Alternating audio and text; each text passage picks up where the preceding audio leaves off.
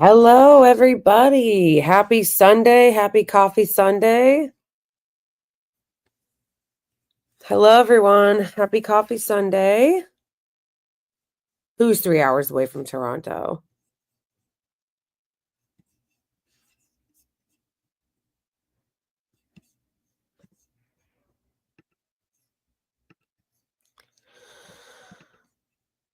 All right, everybody.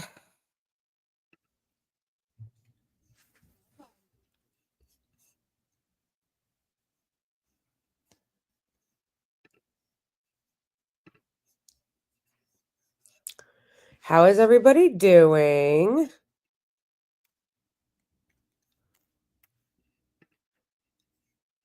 Hey. Hello, everybody. Hello. How is everybody doing?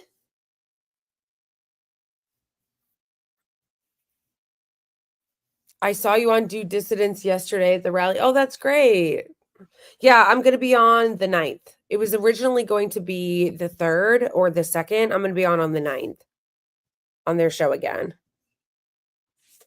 I'm okay. I was on a podcast this morning, and by this morning, I mean noon because, I wake up kind of late. So noon is morning for me. And I was on a podcast today. It was really fun. It was great. One of the women on there, which I didn't know until I got on the podcast, is Palestinian.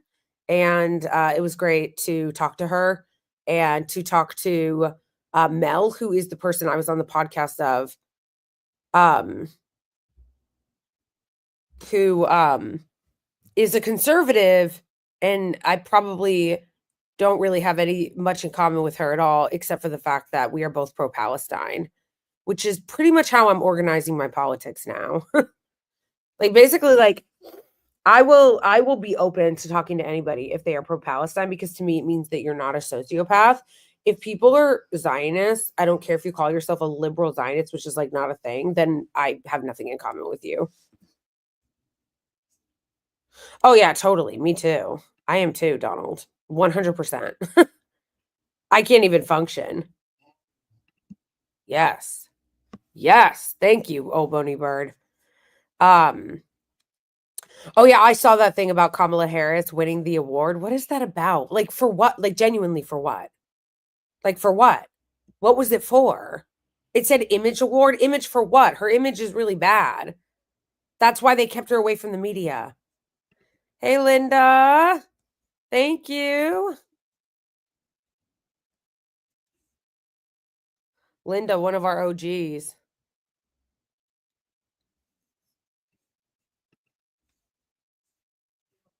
Blankets. I don't know why I think that's so funny to say blankets.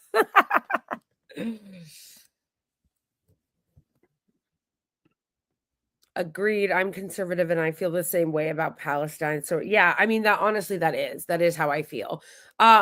It's I will get in huge fights with conservatives about everything because I'm not conservative. I'm obviously on the left. But if a person is principled in their stances who's a conservative, I could still respect them if they're principled in their stances and they care and have moral standards around morality. But I can't fuck with someone who calls themselves a conservative or a Christian and says they're pro-life and then is pro-Israel. Get the fuck out of here. Get the fuck out of here. Just like I'm not gonna fuck with any liberal that calls themselves a liberal and calls themselves progressive and then defends the Zionist occupation. Get out of here.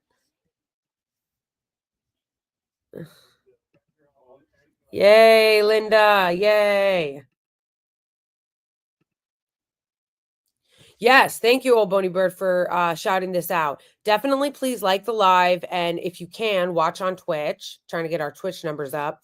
And if you are able to support me on Patreon or Ko-Fi, whatever it's called, which is essentially the same thing, those are the links that you can do that as I continue to fight to get my monetization back from YouTube, which, by the way, they just demonetized another Arab for talking about Palestine last night. They did it again. They did it again.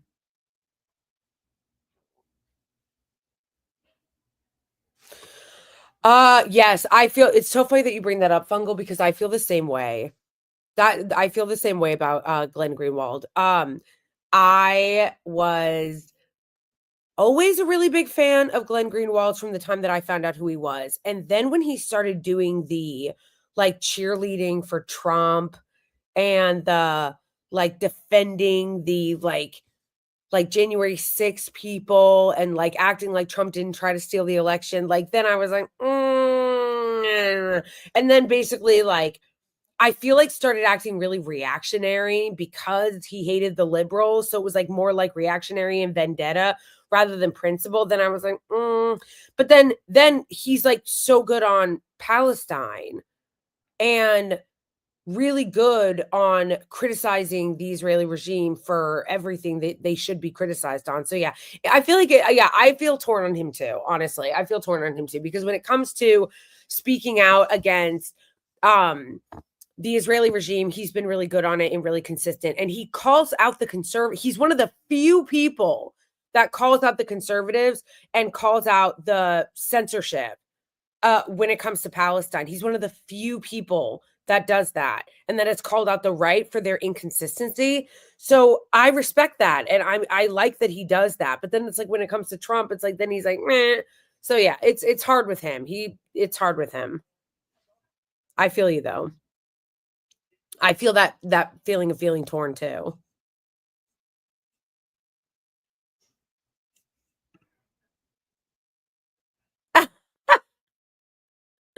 No, but you guys are the blankets. I'm It's funny that you said that though, because when I was a kid, my dad used to always like compare me to Lucy on from Peanuts. Bro, why isn't my video loading? This is crazy.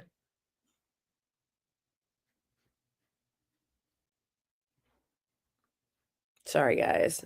I was trying to upload a video to Twitter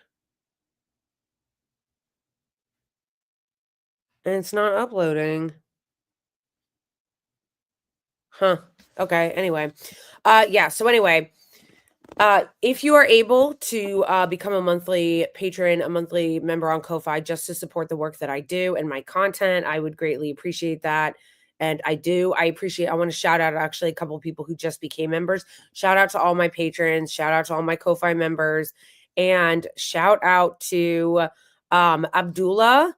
Thank you so much for becoming a patron. Shout out to Saul, became a patron. And uh Germond, who also became a patron. Thank you so much. So shout out to you guys.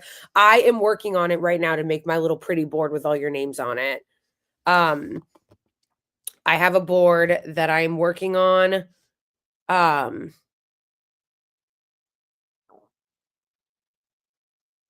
I have a board that sorry, I just got distracted, you guys. Um, I have a board that I'm working on of everybody who is a patron and everybody who is on Ko-Fi to put everybody's names on. But I want it to be cute. I want it to be pretty. Are you live from Canada? No, I'm live from New York City. And like the stream. Yes, definitely like the stream. We definitely want to, and I would want to get more people on Twitch. So I see a lot of people are watching on YouTube. Some of you guys go to Twitch, friends. uh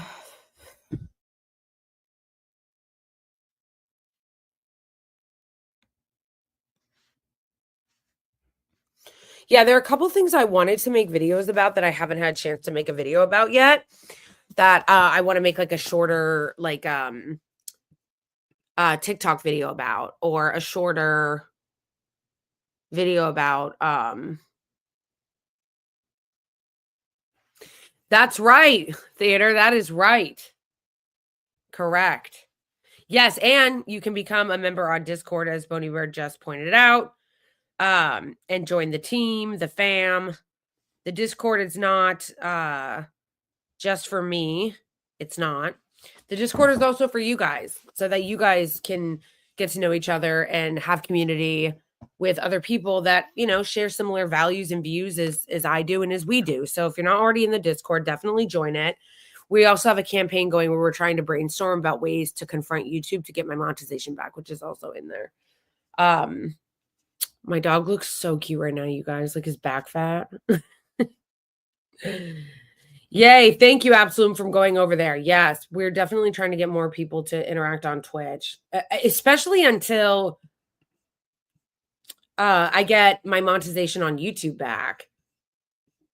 Yes, it is the same name. It's at I am Blakely on Twitch.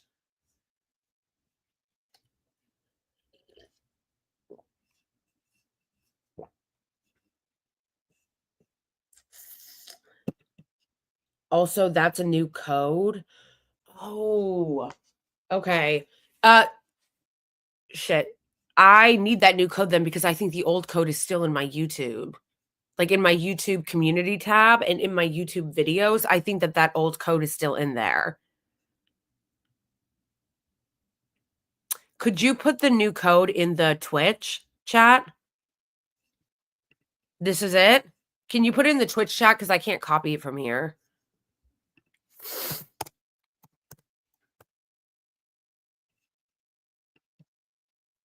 Oh, this is so annoying. I got logged out of everything.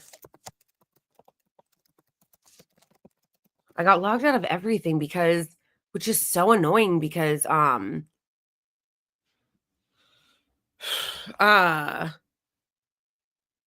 wait.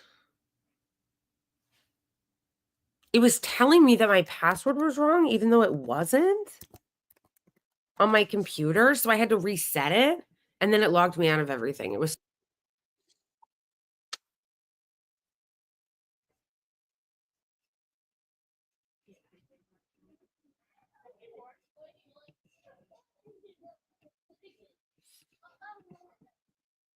Okay.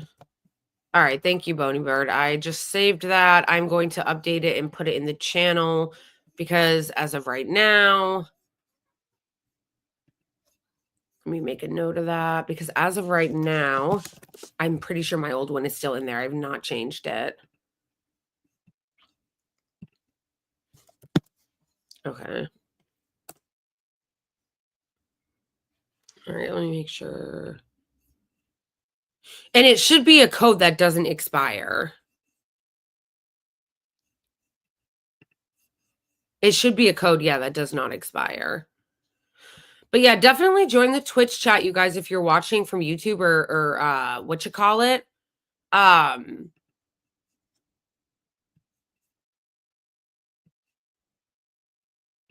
If you're joining from YouTube or Twitter, because we are trying to get more people to watch from Twitch, especially because I just became a Twitch affiliate. I'm not a partner yet, but I'm an affiliate. So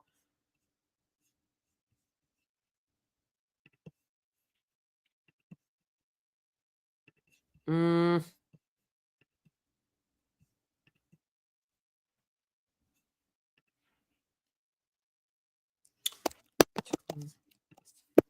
know what's so insane?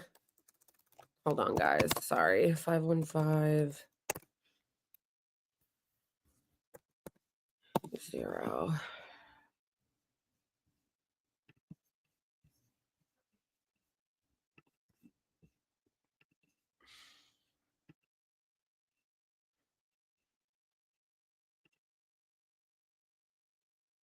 Okay.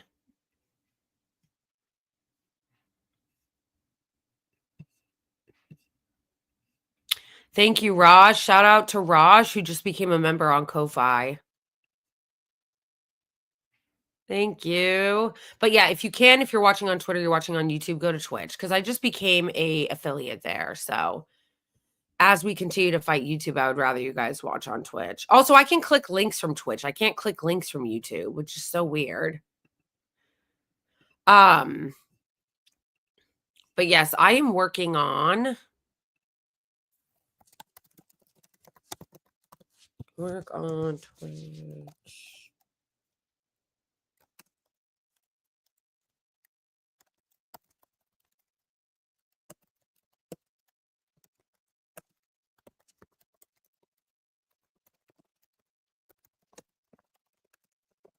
And yeah, and I'm gonna be working on a pretty banner.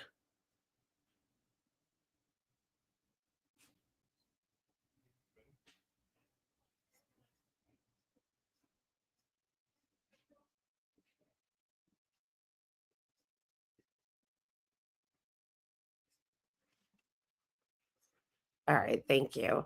Okay, so there's a couple of things that I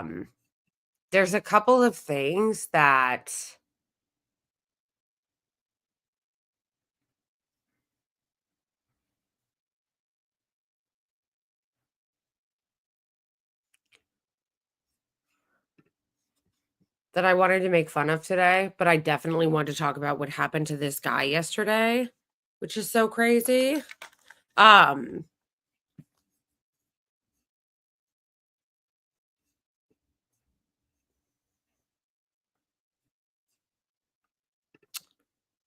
Thanks. I don't even know if I can say that name. Wait, hold on, sorry, I need to catch up on some of chat. Wait, hold on.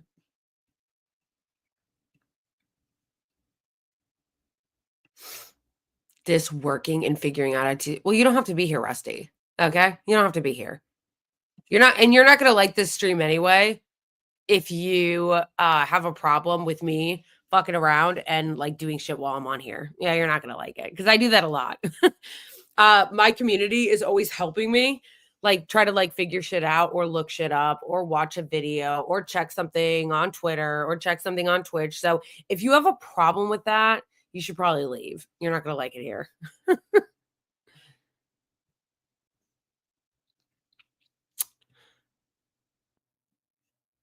Yeah, there's kind of a few things that I saw.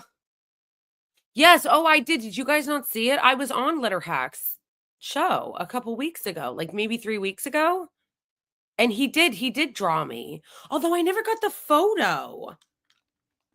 I just realized that. I didn't get the I don't have the photo he drew. But yes, he did. It was fun.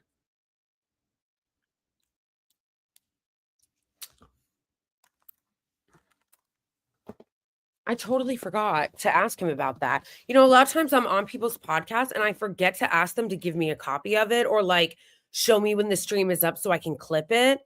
Like show me like once the podcast is up or once the stream is up so I can clip it. Because I was on, like I was telling you guys when I first got on, I was on somebody's podcast this morning and I'll probably forget to clip it.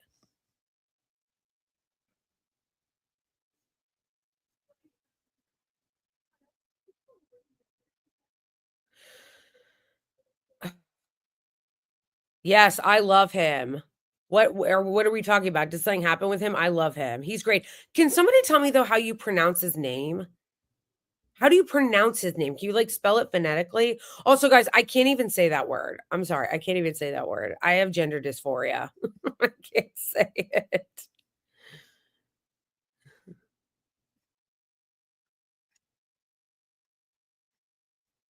Correct, Dawn. Yes, I was on Left Past 10 too, and I was on Leftist Mafia.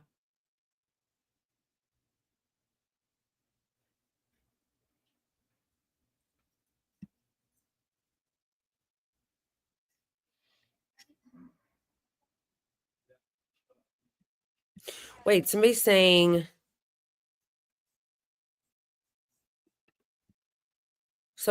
tag. So you say tag, but then somebody is saying tiger. Tig. Tig? Is it tig or tag?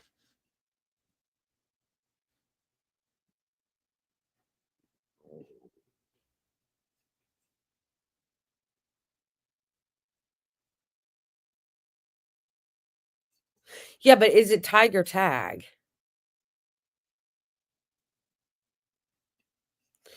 Actually, yes, we can talk about this. Somebody told me about this for the first time yesterday during I was actually on TikTok live and somebody told me about this and I was like, "Oh my gosh."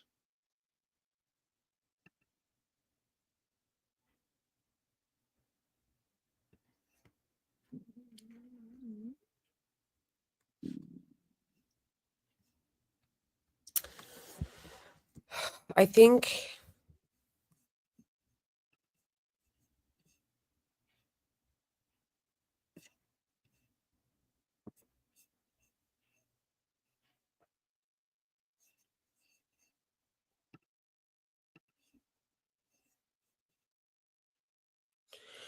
Matt Lee was mispronouncing it the entire time on Bad.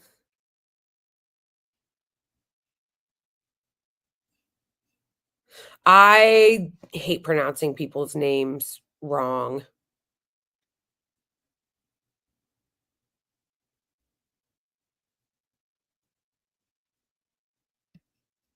No, I do, I do. Yeah, so I definitely wanna talk about that. I know some people were like, "Oh, the Kamala Harris thing," but it's like, I don't even know why they gave her a, I don't know why they gave her an award. For what? Um, yeah, so, um,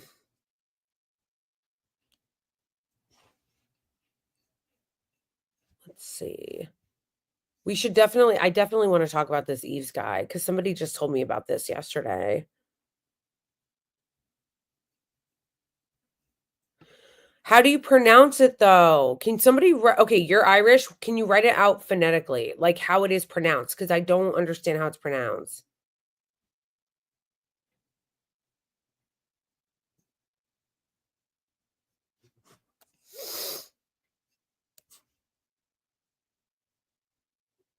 Okay, but people are saying different things. This person's saying "tig," like tiger, and this person's saying "tag."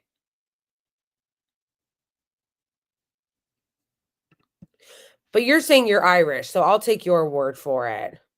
Tig, tig like tiger. Okay, tig. Okay, well, I'll take your word for it then, since you're wait a second. Can we YouTube this?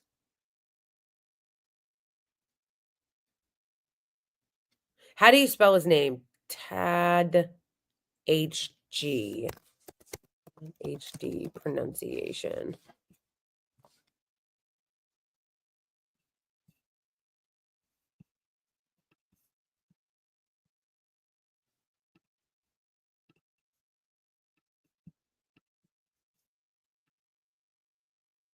Hola, soy Miss Díaz, la directora de Success Academy Bronx 5. Bienvenidos. Somos una escuela pública. Fusing just like this one. Tig. Tig is how it is said. Tig. And now, you know, like and subscribe if you found this video useful, like it at least, it helps me immensely. Thanks for your support, and your spelling can be a little confusing just like this one. Tig. Tig is how it is said. Tig. And now, you know, like and subscribe if you found this video useful, like it at least, it helps me. Tig. Okay. Gotcha.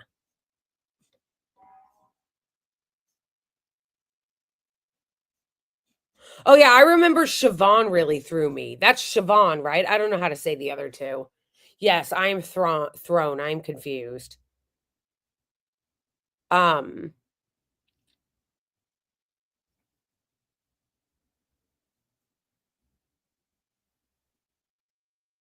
Neve?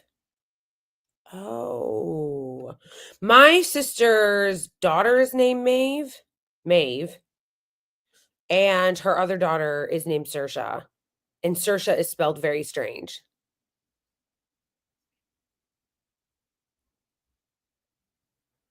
Tig. Okay.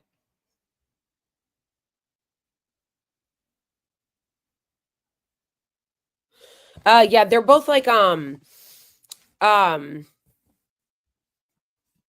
yes, that is how she spelled it. Cuz it looks like Sayorsai. Sayoris. um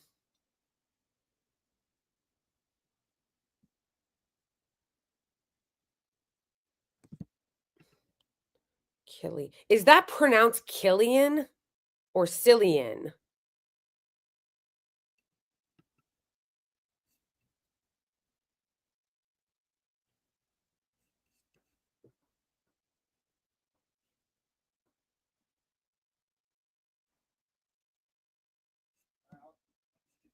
I'm non-denominational. I don't have a denomination. Killian, like killing. Okay, okay. See, I only know that because of the actor Cillian Murphy. Yeah. Because it looks like Cillian. Hello. Yes, I love seeing people on Twitch. Let's go.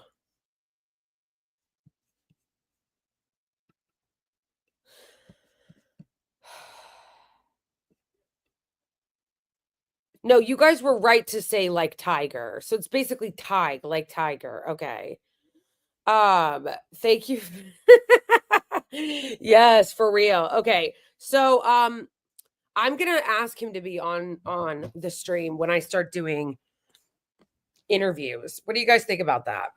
Starting to do once a week where I do the first hour of the show or the first half hour of the show with like interviewing someone, or not even necessarily interviewing somebody, but it doesn't have to be an interview. It could just be like a hangout, but just like having like a person on the show on the stream. I was thinking about starting to do that like once a week or once a month.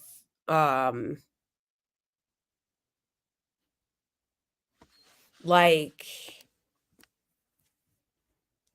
maybe once, something like that, but like starting to have guests on, you know? And it doesn't necessarily have to be like an interview. It could just be like a hang or like whatever, but like it'd be nice.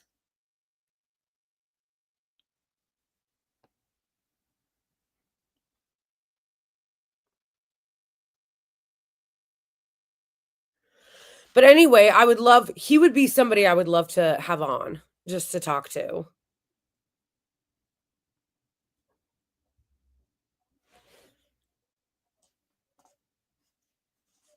Yeah, I like that.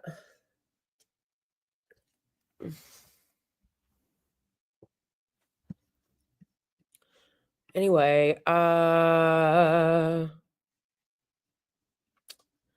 so let's look into this guy. What is the guy's name again? Yves what?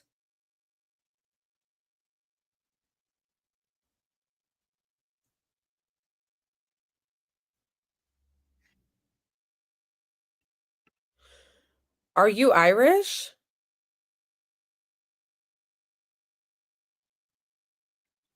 Agamotto, is that how you say it?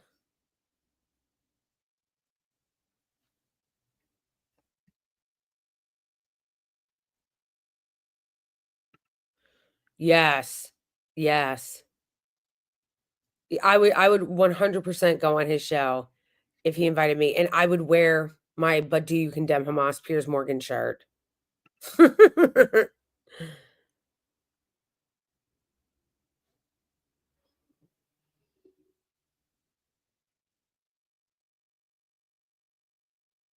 Short A's, long O's?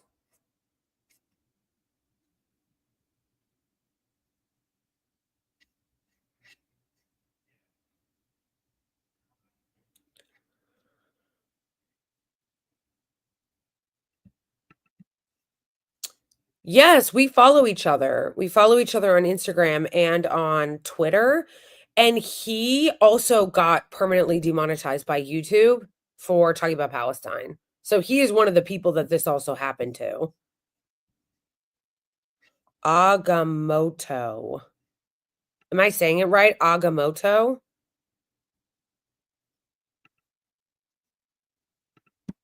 On the show? How about the Hague? That bitch should be in prison.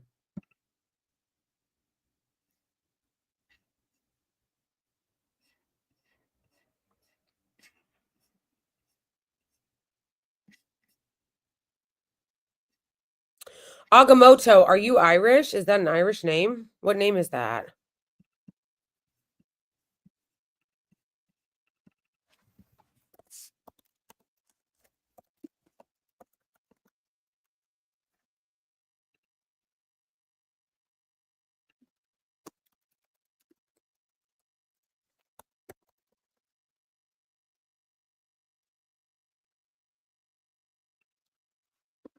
Wait, it's a Marvel comic name?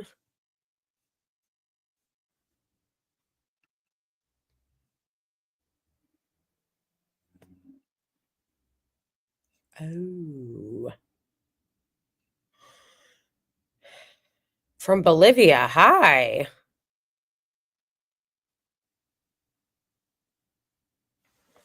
Yeah. Okay. I'm going to go to X and look up this guy's name. His name is what? Yves.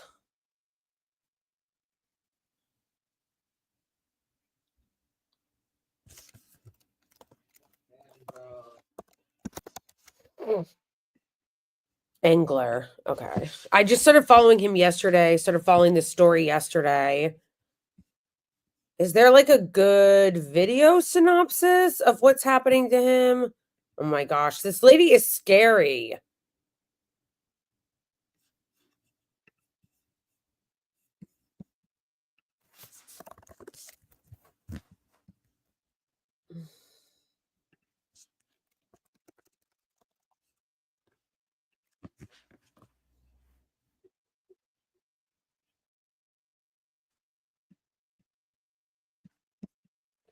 Has anybody made a video about him?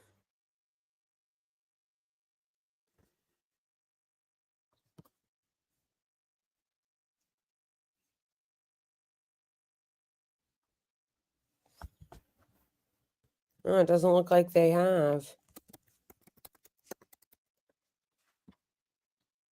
Oh, wait.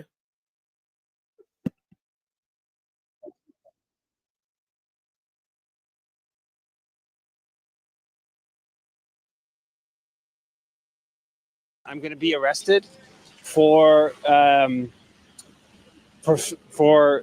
social media posts criticizing Israel That's so and insane. specifically criticizing a genocidaire, Dalia Kurtz, who wants to see more Palestinian blood spilled.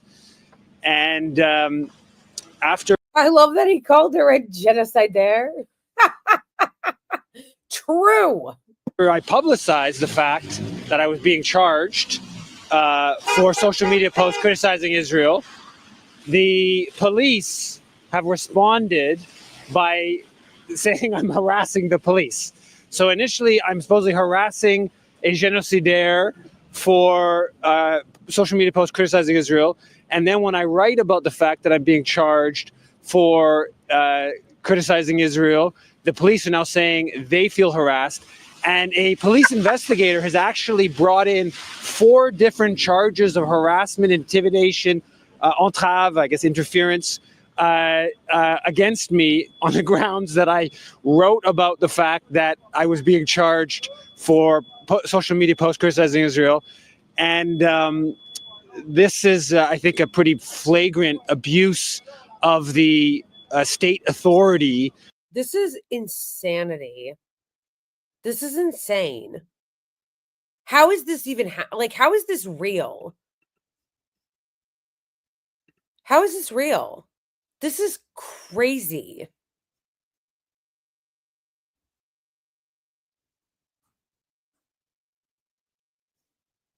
No, it is insane. It's insane.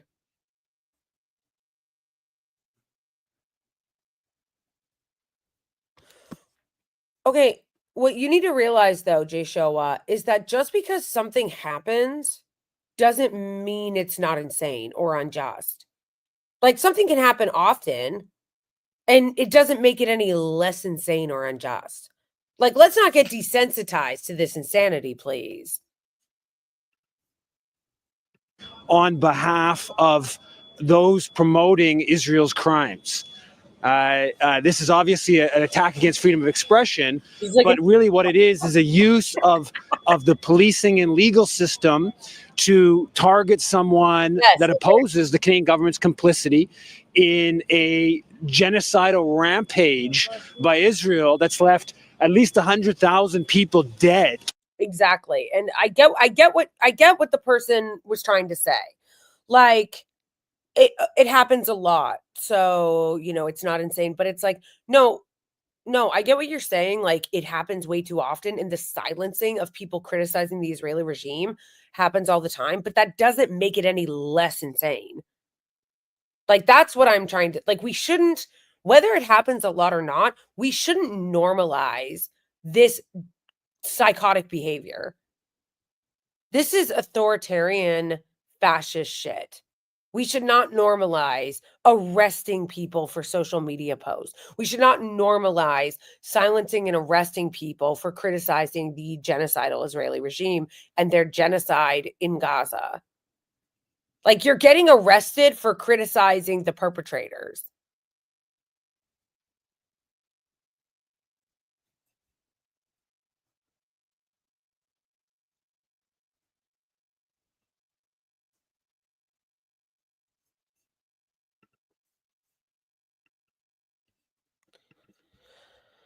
I hear what you're saying, Jay Showa, but it also kind of is giving, let's just accept it. It doesn't mean we have to accept it. Let's unnormalize it, okay? Let's make being genocidal bad again.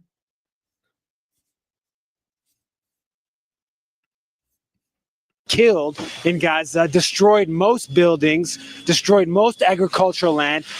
Even if Israel just stopped tomorrow, people will be dying for years and years because of all the unexploded ordnance, because of all the chemical pollutants, the asbestos, all the other things that they've released into the toxic environment that is Gaza. And of course, we know that the Israeli government is actually trying to restart its ethnic cleansing and genocide campaign.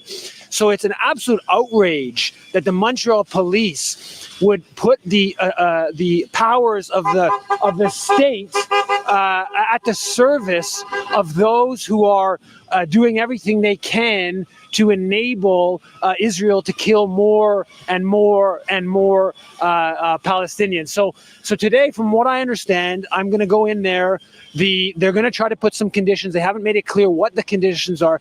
Initially, the initial condition was that I don't talk about the case. So I don't talk about the fact that I'm being charged for social media posts criticizing Israel. We'll see if they try to continue with that. We actually have a legal judgment, very clear legal judgment, saying that's absolutely unconstitutional. Whether the police continue with that, I don't know at this point. The police officer yesterday told me they would detain me until I see a judge. He said it would be overnight. I've heard conflicting things on that. It might be 6 hours. It might be till tomorrow morning. Obviously, any minute of time that myself, all of you that are here to come down, thanks a lot for coming down. All of all this time is sucking resources away from the work we have to do to stop the Canadian government from enabling Israel's crimes. And this is what the Canadian government and Zionist forces across the country have been doing. They've been using the police system, they've used the legal system to basically suck up the resources of a grassroots popular uprising against the Canadian government's complicity in Israel's Holocaust. So it's a real shame on the Montreal police to have joined in this. I don't believe any of these charges will. I believe that the Crown will ultimately just drop the charges, and it certainly, if it came before a judge, the judge will just drop it. It's a joke. I'm a father of a 2-year-old and a 7-year-old. I've written 13 books. I'm not a threat to Dahlia Kurtz. I've never met Dahlia Kurtz. I've never talked to Dahlia Kurtz. I've never messaged Dahlia Kurtz. The police officer told me Dahlia Kurtz lives in Toronto. I mean, it's a comedy. But this is what the police investigators have decided to move forward with, and I think the context of them moving forward with it is this onslaught of Zionist groups claiming that Jewish Canadians are under threat. It's a danger. The mob, the pro-Palestinian mob, the deport them all. Like Dahlia Kurtz goes on and on. This anti-Palestinian racism, this Islamophobia that is being put. That's one of the things that's so maddening about it, is that they're openly genocidal, openly racist, openly Islamophobic, and then they're cry bullies. So, like, they're openly disgusting and hateful and bigoted, and then they turn around and they're like, I'm such a victim. I'm under threat. I'm not safe. Arrest people. Like, it's so crazy. pushed all over. This is the context of which the Montreal police investigator responds by following through on Dahlia Kurtz. And I should also say that Dahlia Kurtz, as the investigator told me initially, the initial investigator, that it's a legal firm. So she didn't bring it or is charged for it herself. It was a legal firm, and apparently it's the law firm of Neil Oberman, who's been launching injunctions against Palestine groups for months now, many against McGill. The encampment in McGill is the most well-known one. And so it's him that prepared this case. It goes back like 5 months, according to the police investigator. I don't know why they decided to move 2 days ago on this, but it's a coordinated attack. So it's a threat to freedom of expression, and most importantly, it's a threat to those who don't want our government to enable, to support, to assist, to finance, to arm Israel's genocidal onslaught against Palestinians in Gaza and West Bank and more generally. Free Palestine! Free Palestine! Free Palestine! Free Palestine! How did they explain the second round of charges? I got a call at noon yesterday from a different enquêteur. So the first enquêteur that called me. What is an enquêteur or whatever he just said? What is that? What does that mean? Enquêteur? Les incompétents? What is an enquêteur? An investigator. Oh, okay.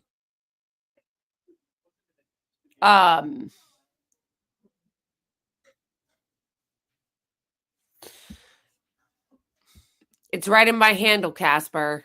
It's right in my handle. You can see right here, my Cash App and my Venmo is at I am Blakely if you want to just tip me.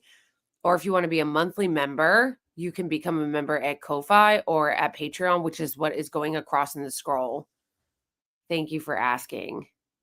No worries. No worries. That's how you can become a monthly member. If you just want to give me a tip, like a one-time tip, it's Venmo and Cash App.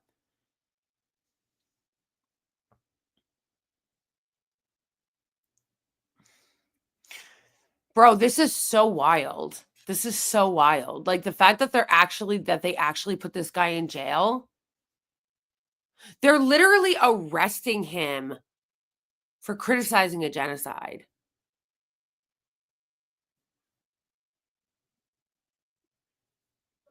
They arrested him for criticizing a genocide. Like this is crazy. This is crazy. 10 a.m. on the Tuesday. She's the one that told me the story of Dahlia Kurtz, and my initial reaction was to like argue the case and be like, "Are you kidding me? This is a farce or whatever." So initial reation it was to do that, and so then I called the enquêteur to say I couldn't make it at 10:30, which was supposed to be yesterday. That we had to there was some flexibility on exactly when I'd come in. So I called to say I couldn't make it at 10:30, wanted to reschedule, and then my lawyer John Philpott called, and she didn't want to talk at all. And so basically, she was really angry that she got more than 2,500 emails saying to drop the charges and to not try these absurd conditions that I can't talk about the case. And then I get a call from this other enquêteur basically saying that he's now in charge of the case because this other person's claiming that they feel threatened by the fact that I wrote an article about what she told me, what the charges against me, and that she felt threatened because there was lots of emails coming into her police inbox. I don't even know her first name, so he says that now I'm being charged with harassment, intimidating harassment, entrave, and there's a fourth charge that is all harassment to who? The Israeli regime? Like, they're just making that up. You're just making that up. Criticizing someone on social media is not harassment. Criticizing somebody on social media is not harassment. Criticizing a state, a government for carrying out a genocide against an innocent besieged population, that's not harassment. Like, who are you harassing? Ben Gvir? Like, it's already absurd to even give someone shit on social media about that, but you're really going to try to arrest him. You're going to try to make this a government thing. You're going to actually come out here and arrest him. Are you insane? Are you insane?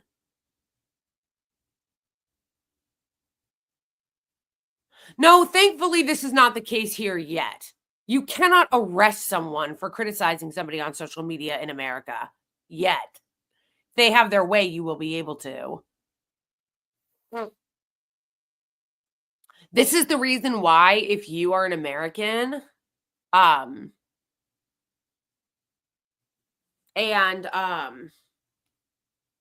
this is the reason why, if you're an American, you absolutely should always be relentless and militant about protecting the First Amendment.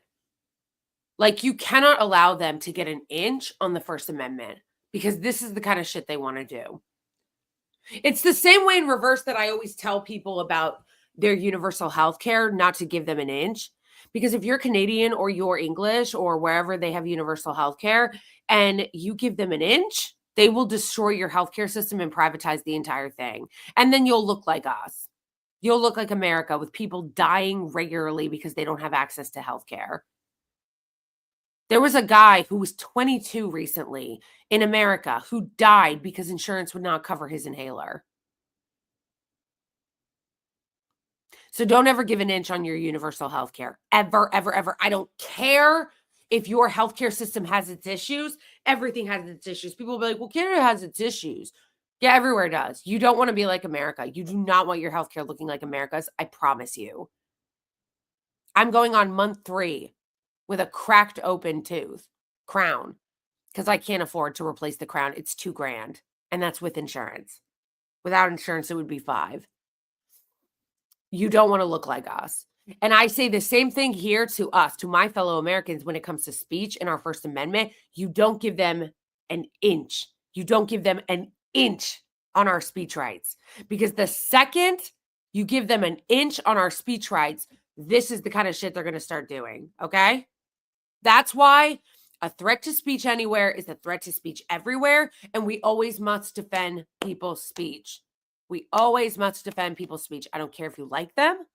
I don't care if you hate them. I don't care if you're on the right and you hate the leftists and you hate the pro-Palestine people. You should be defending their speech. You should be defending the college campuses, speeches, and the college campus protests. I don't give a fuck if you're on the right and you don't like them. Just like if you're on the left, I don't give a fuck if you don't like right-wingers. You should be defending their speech. You don't give an inch on our First Amendment rights, period. Period.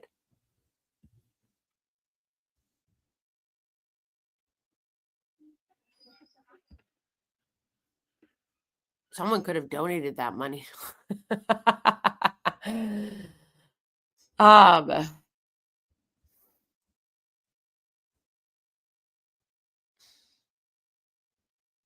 Well, that's not, there are some people that on the left, yes, that did abandon the free speech principle. That is not the vast majority of people on the left. That is a small but loud faction of people on the left. But honestly, it's a bipartisan issue here. It's not just people on the left.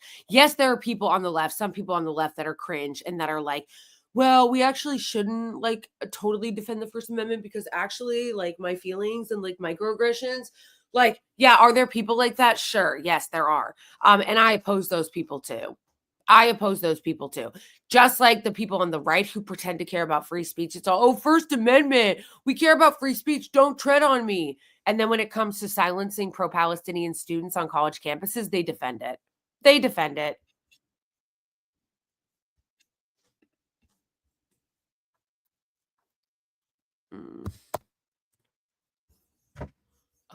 I need a second monitor so bad. One of these days. One day, fam. Wait.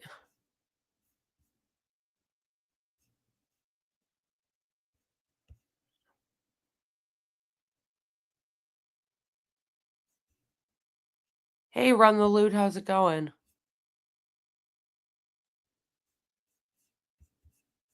Yes, this is what I like to see. People in Twitch. Thank you. Come to Twitch. Go to Twitch.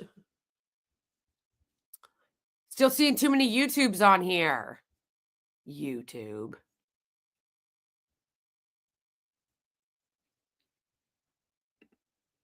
Like, they consider people not liking them if they say exactly. Like, do I think that people should be banned from speaking somewhere because they misgendered somebody? No. No, I don't. Do I like when people misgender people? No, it's messed up. It's really messed up.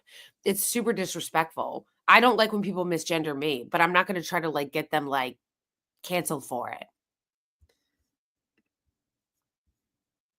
It also doesn't help. It really doesn't.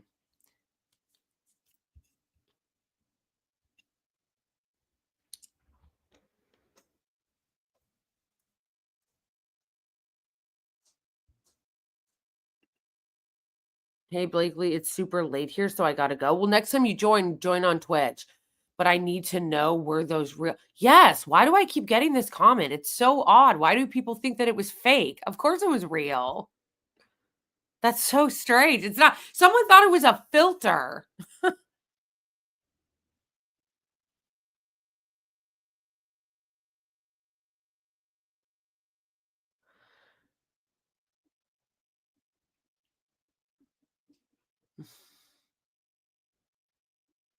I mean, I do too.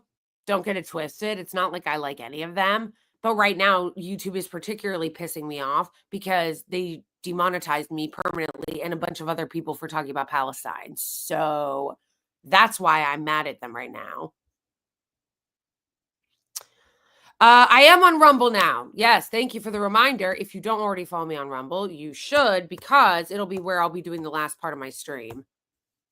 Rumble is where I will be doing the last part of my stream whenever I stream now for now. Where I can be a little bit more uncensored. And people can send super chats on Rumble, which you can't do right now on YouTube because YouTube demonetized me. So they don't allow for people to send super chats, but you can send super chats on Rumble. They call them Rumble rants. So yeah, I will be doing the last part of my stream today and right now going forward on Rumble exclusively because of the Rumble rant people can donate, but also because of the fact that they are not censored. So I can say certain things on there and be a little bit less censored than I have to be on YouTube and Twitch and all the other places. Hey, look at that. I got a Ko-Fi or Ko-Fi bot. Somebody donate to you on from Casper. Thank you. Shout out to Casper. Thank you, Casper. Yes, this is my Rumble channel, folks. So, go to my Rumble channel if you want to watch the last part. Yes, thank you. Thank you for reminding me, Theater. I'm the one who even came up with that.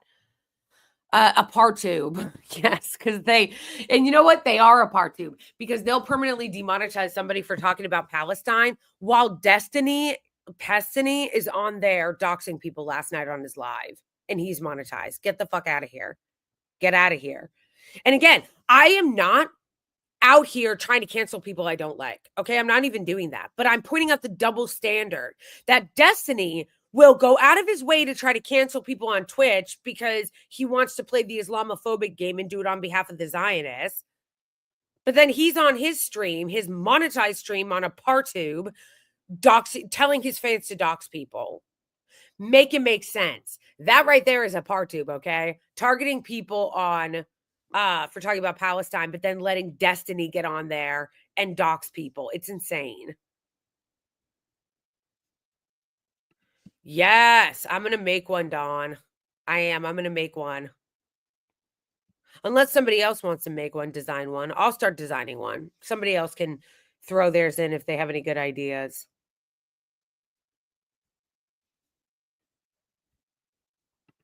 Yeah, totally. The double standard is just ridiculous. That's why it's a partube. Yeah, exactly. The anti-Arab hate that they display on a regular basis. And a partube has no problem with it. No problem with it.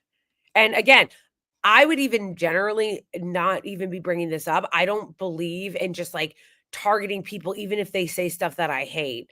But the double standard to me is so unacceptable. You should not be targeting people on YouTube on a partube for talking about Palestine while you simultaneously prop up and monetize people like that. No, no, no, no, no, no, no, no, no, no, no, no. As if it's not already so right-wing on Apartheid anyway.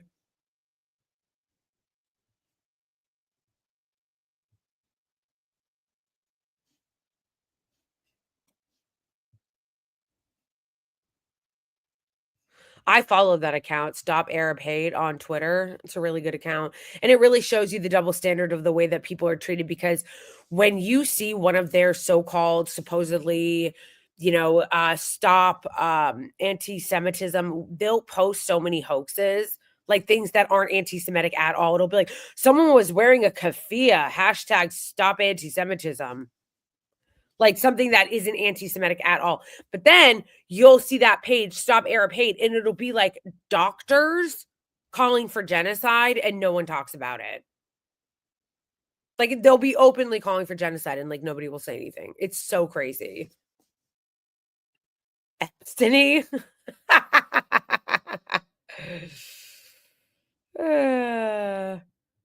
I always forget my Twitch password. That's why I just use a password manager. Like Google has a free password manager that like I just use.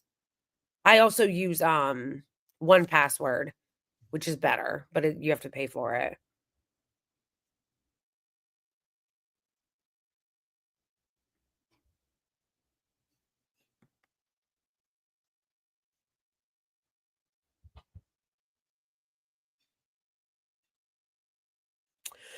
I appreciate that, Fungal, but one thing I don't like is when people tell me what I can and can't talk about.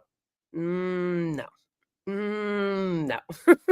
I will talk about what I want to talk about. And I don't like when people police my language. Like I just said, I am a very, very in favor of speech person, and I do not like to be told what I can and can't talk about from anyone.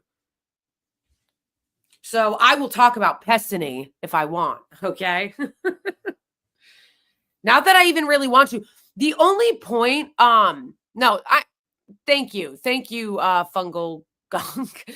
I know. I don't think it was your intention. I'm just saying sometimes people will say that, and I know they mean well. I just like I just don't like it. So and I'm not even talking about him because I want to sit around and talk about him. I'm only talking about him because of the double standard and how unfair it is that Apartheid will have his stream running while he's literally telling his fans to dox people. But then they're demonetizing my account permanently and also did it to somebody else just last night. They did it to somebody else just last night for talking about something very similar. This guy was talking about the hostage exchange in Gaza. And that's what they demonetized him over, which is ridiculous. It's ridiculous.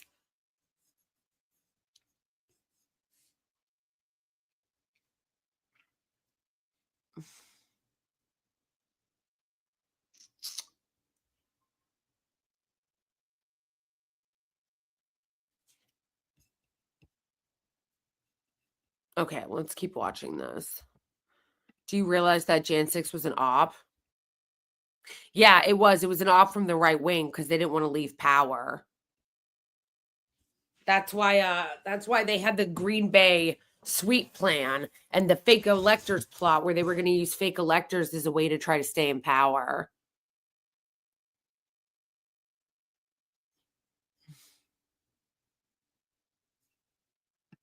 Yeah, that's all I'm saying. That like it's ridiculous. It's not fair. It's bullshit, and nobody should be in favor of it. And I'm going to keep talking about it until it changes. I'm not going to stop talking about it until it changes because it's bullshit. It is unjust.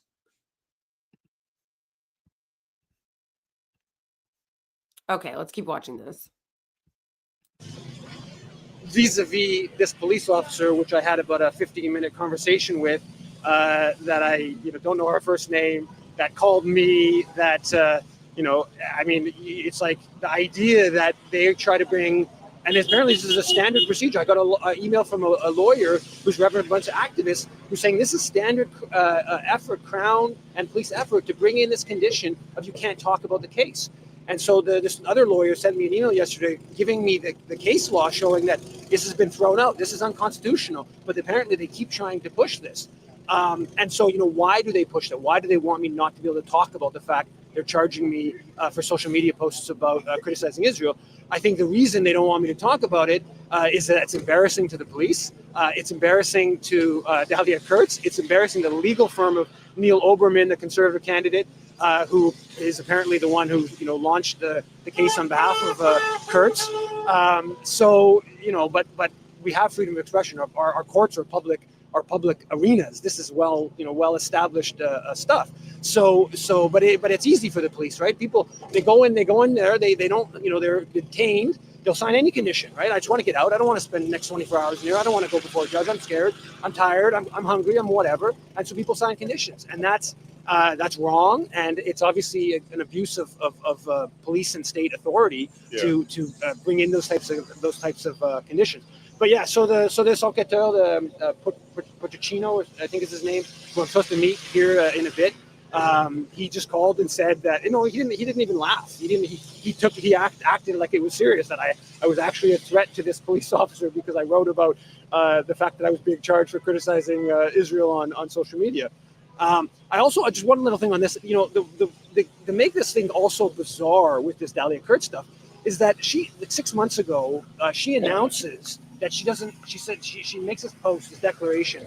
She quote tweets him an X saying she doesn't want me to interact with her anymore. Don't post to me. I feel threatened, or some variation of that. And she stopped now. I'm presuming at that point this was a language that she was given by her legal counsel. But she never blocks me. Okay, so there's a mechanism on X, on Twitter, if you don't want somebody. Literally though, LOL. Like, this is such clown shit. You can just block them. If you don't like his post, block him. Like, this is ridiculous. This is ridiculous. This is a joke. Somebody who to post on your stuff, you can just block them. I don't follow Dahlia Kurtz. She appears in my feed, and when she says outrageously anti-Palestinian things, I respond. Yeah. That's what X is about. But what do you make of the fact that she's trying to raise money by sort of portraying herself as a victim online and asking explicitly for donations because she is supposedly threatened? Yeah, I mean, that would speak to motive. I received an email from a different lawyer said he wants to look into how he can pursue her. And I think that the fact that she's like trying to monetize or fundraise off her being the victim kind of thing would maybe strengthen that case. What happens here? It's all one-sided, right? There's these well-organized, well-financed pro-genocide forces that have legal and whatever resources to pursue activists, to pressure the police system, to target those criticizing Israel. And our side is we're grassroots. We don't have big funders or prominent legal firms that are doing this either pro bono or maybe because they're being paid. I don't know. But so yeah, we need to obviously counter that and go on the offensive, because you got a big picture. Israel is slaughtering. Even when there's a ceasefire agreement. Yeah, exactly. And that's the reason why that I hope that when people see this, if there are lawyers and First Amendment lawyers or anti-genocide lawyers, that somebody helps him, that people stand up for him, that people that have the means to and the education to help represent him, like, because we don't have all that stuff. These people on the other side are endlessly funded by dark money groups and AIPAC and the Israeli regime and all these different psychos. And they don't have that on the other side. So like, they need for lawyers to be, and people that are educated in this kind of stuff, and activist groups to like actually help, like, do this work, help people, because they're going to continue to win if they can continue to silence people. That is the reason why they always go after people's speech, because they know that they can win if they can control the narrative and control people's speech. They're not even following the most minimal of the conditions about letting tents in, for God's sake. People sleeping in tents in the wintertime. I mean, it's just totally outrageous. The police. I mean, the reality is, if we had a minimally functioning political system, the police would be investigating all these former Israeli soldiers, these Canadians who fought in Gaza. When they come back, they'd be investigating for our. We have laws on the books about war crimes, right? Those have been pursued. The police should be investigating Canadians fighting in killing in Gaza, committing war crimes. If we live in a minimally functioning system, the police would be investigating whether the Canadian government's defying the arms trade treaty and our own domestic laws in allowing weapons to be sent to Israel. They would be investigating that. They'd be investigating all these registered charities that are violating CRA rules in supporting the Israeli military, in supporting West Bank settlement organizations, and supporting racist organizations in Israel. That's what we'd have in a minimally just world. Instead, we have the FBVM putting their services at the service of those promoting the horrors and the crimes of the Israeli state. Do you have any plans to bring a civil suit against either the cops or Dahlia Kurtz or anyone else involved in this? That has been brought up. That is something to look into. The first phase, of course, is to get this all out of the way and then go there. And like I said, a lawyer did contact me. Said he wants to look into how to pursue Dahlia Kurtz for her frivolous her harassment. I mean, this is harassment. She's using me as harassment, but it's her harassing me is the reality of it. I don't know enough about the law to know whether that's a realistic scenario or whatnot. But I certainly want to go on the offensive because this is all again at the service of a Holocaust and those in Canada supporting these crimes by the Israeli state against Palestinians.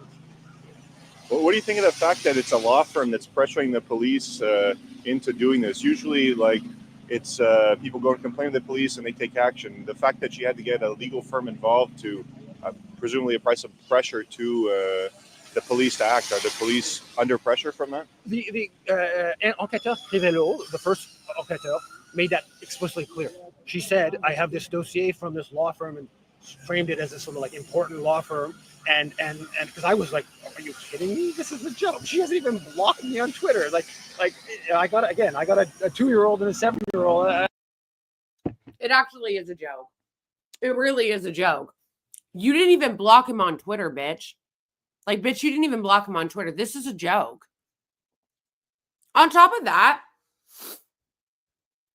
what's so crazy is that, you would be able to, the fact that this wasn't laughed out of court. He said something a second ago that I just lost my train of thought. I want to run it back. Sorry, guys. Brought up that is something to look into.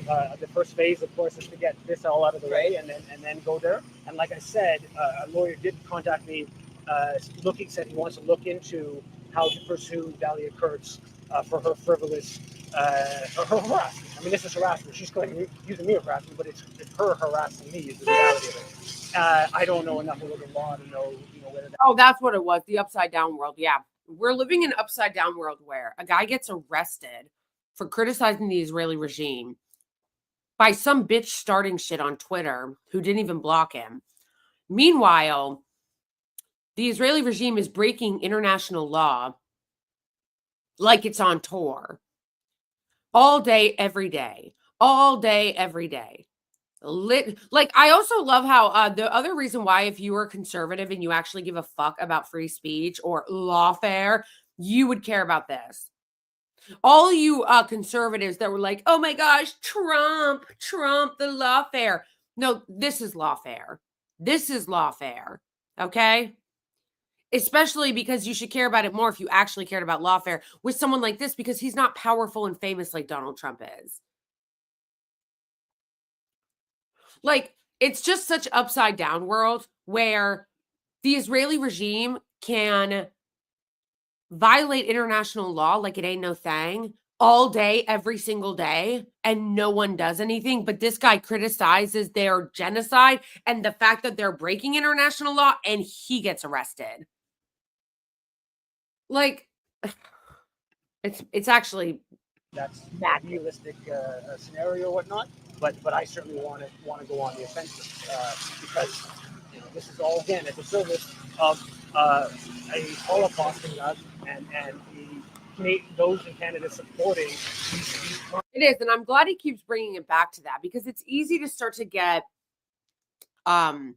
like pulled into like all the other shit. Like this woman's attacking him. She wouldn't even block him on Twitter. How is she able to get a lawsuit against him? How is she able to get the police involved? But it's good that he keeps bringing it back to the basics, which is don't forget what this is all in service of.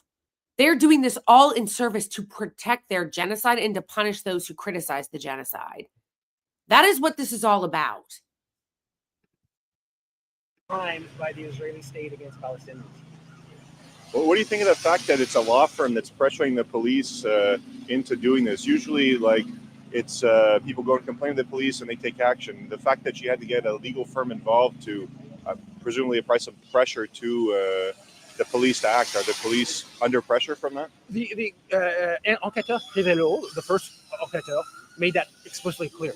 She said, I have this dossier from this law firm and framed it as a sort of like important law firm. And because I was like, are you kidding me? This is a joke. She hasn't even blocked me on Twitter. Like I got a 2-year-old and a 7-year-old. I'm like, I'm a her. Like, what do you know her? I've never met her. Da da da da. And the police enquêteur definitely acted and spoke, implied strongly that the fact that this was coming from this sort of like quote unquote credible legal firm that was pressing her to take action. Horrible. If from her mind, just like move the case along. I get the dossier in front of me. I look into it a little bit. I don't know if it's true or not. I mean, I'm just going to move it to the Crown. I don't know if that's the thinking that the police agent is doing when they make that totally odious decision. But yeah, definitely the fact that it was a legal firm. I think there's basically zero chance that if it was Dahlia Kirk that went herself and did this, that the police would take this serious enough to charge me. Right. You brought up harassment, and you suggested that you're being They're harassed. literally harassing. So, would you consider this, like what's happening now in terms of what the SPDM is doing, to be a police harassment? Yeah, undoubtedly. Right, and with further beyond that, the Crown getting involved, the courts getting involved, would be considered to be judicial harassment. For sure. Yes, I mean, there's no doubt about it. I mean, I'm the police officer by the fact that I publicize they're charging me for social media posts about Israel. The fact that they respond to that by bringing 4 more charges. I mean, what else is that but police harassment? It's total flagrant. Police officer didn't even seem to, try to deny that. Really, I mean, everyone knows that. That's clear what they're doing. They were angry that there was pushback to their ridiculous charges against me for criticizing Israel. And they're going to double down on it. So it's clear.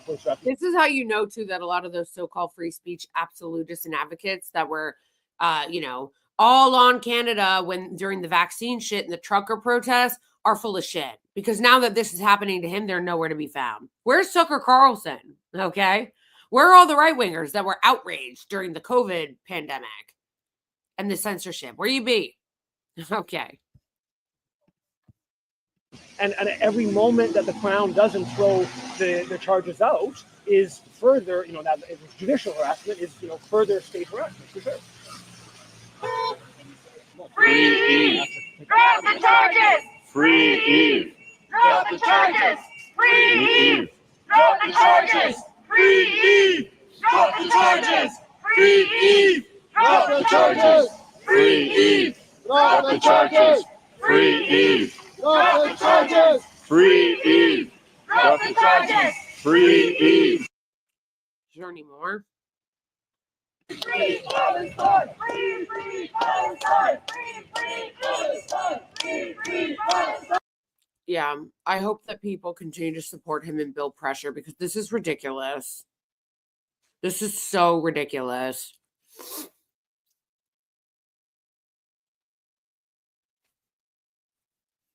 You have a tweet of what, Joe?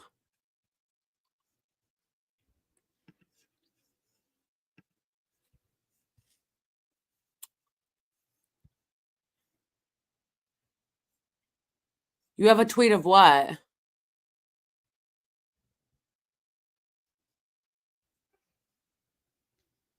Oh, from Eve's father? Okay, wait, hold on. Let me grab it.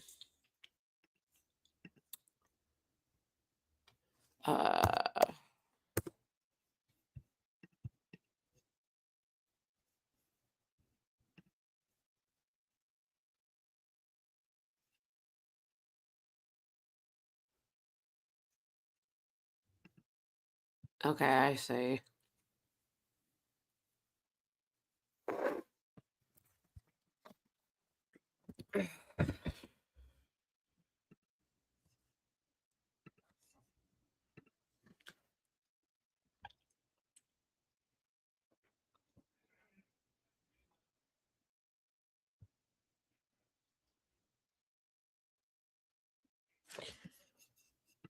Totally. Totally. Totally. Totally. 100%. Okay. Let's read what it said. He said, "This is Eve's father here providing an update about Eves, who is currently detained at the Bordeaux. Is that how you say it? Bordeaux jail until at least Monday. Today, the prosecutors refused to free him unless he would agree not to speak publicly about the case, including naming directly or indirectly the influencer who filed the complaint against him.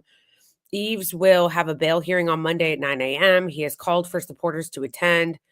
The hearing will determine whether or not Eves will be free pending trial and if he will be allowed to write in detail about what has happened to him, including naming the complaint and the police officer who have accused him of harassment. He has no interest in naming the police officer, but insists that he should be able to name the influencer who regularly publishes hateful anti-Palestinian content online. If you support Eves, please come to the Palais de Justice at 1 Notre Dame East, room 312 on Monday morning at 9 a.m. You can support his work by donating at yvesengler.com/donate. Please do what you do to draw attention to this case. Absolutely. If you guys see this on Twitter, repost it, like it, donate if you are able to. But even if you're not able to donate, bringing attention to it is incredibly important. Sharing is caring. If you are in Canada and are able to go to this, go. Like, people need visibility. So much of what this is about is silencing visibility on it. You know what I mean? That's why they ban people. That's why they demonetize people. That's why they silence people, because that is the first way, and a powerful way to shut people up is by getting people not to talk about it. So a really important part of all of this activism is visibility, talking about it, protesting it, supporting cases like this of people who are being targeted. So if you are able, especially to go to this trial, like if you're in Canada and anywhere near here, go there and protest, go there and support him. It's important to have numbers. You know what I mean? Like, it's important to have numbers. It's important to have visibility on these cases. Go there, protest, record it, put it on social media. If you're a content creator, make a video about it, amplify it. You know what I mean? Like, it is so important to get the word out. That is so much of the battle. That's why censorship is so important to them. There is a reason why they spend hundreds of millions of dollars a year on their Hezbollah. The Israeli regime spends so much money on their propaganda, and there's a reason for that. And there is a reason why they target people on social media and silence people and ban them and demonetize them and arrest them in his case. The reason why they do it is because they understand that media and speaking out and spreading information is powerful. They understand that. That's why they do shit like this to guys like this, because they want to set an example to say, don't you dare. Don't you dare. If you talk about the genocide in Gaza, you might end up like this guy. That's why they do it. So it's very, very, very important to fight back with help if you can monetarily. It's important to fight back with, if you're a lawyer or if you're somebody that actually could help legally or in some capacity, to do so. And it's very important if you are just a regular person to use your voice and social media to amplify these cases. So yes, please definitely spread the word about his case, because this is crazy. This can't stand. This can't stand.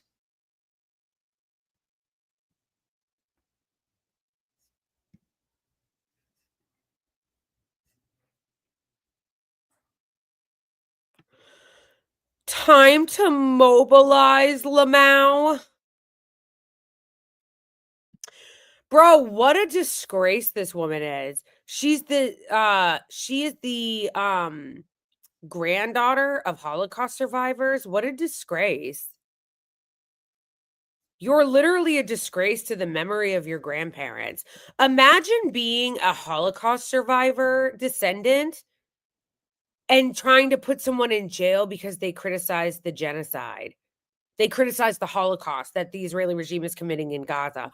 Imagine that. That would be like putting someone in jail because they criticized Nazi Germany in the 30s. That's what you're doing, lady. Congratulations. You're an absolute disgrace to the memory of your grandparents.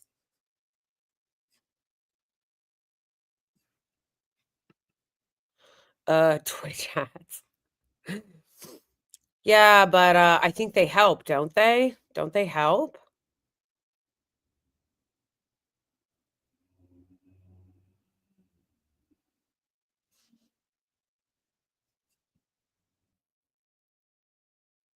What's an American or a Western thing?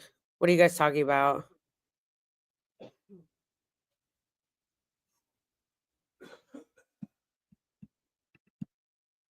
Speaking out is what it is. It is. That's why it's very important to use your voice and spread messages anywhere you can. That's why they hate it. They hate it. That's why they don't work so hard to silence dissent for nothing. They do it because they don't want these messages out. They don't want people getting educated. They don't want people getting informed. They don't want people getting hip to the truth. And then they want to silence others. They want to scare other people. Yes. Funny bird. Yes. True. But they want to scare other people into not talking about it. They want other people, whether it's something that's more, not as serious as getting arrested, like what happened to me on YouTube.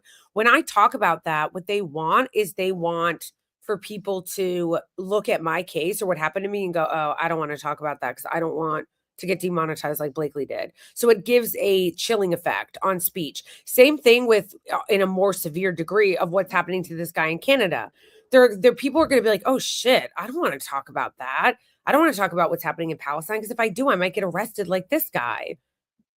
That is the point. They're trying to scare people and silence you, which is why you have to have the opposite attitude. You have to walk toward it. You have to walk toward it. You have to walk toward it. Donald, don't encourage people to go to YouTube. What are you doing? Why are you encouraging? No, I want people to go to Twitch right now. I am mad at Apartheid. Don't encourage people to go to Apartheid.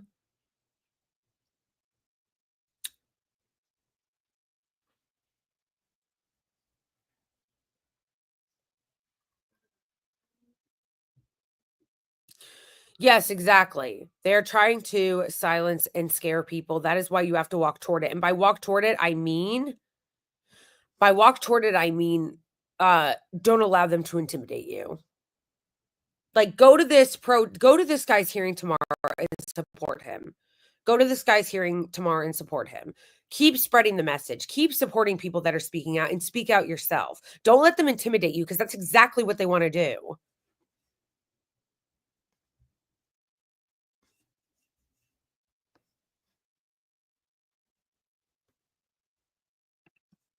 Buy me a coffee.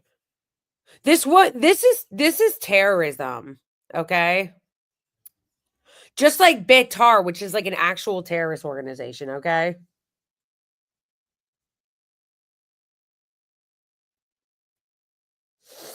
But again, everything is upside down world. So in upside down world, if you're a terrorist like Betar or like this woman, you get funding. Okay? If you're a terrorist, you get funding. But if you're a anti-genocide activist, you'll get arrested.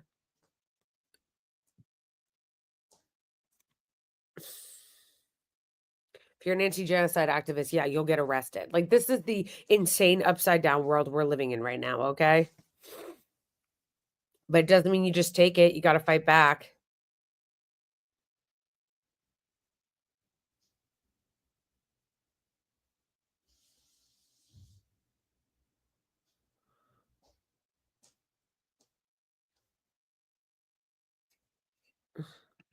Thank you, OXD34DB33F41. Thank you.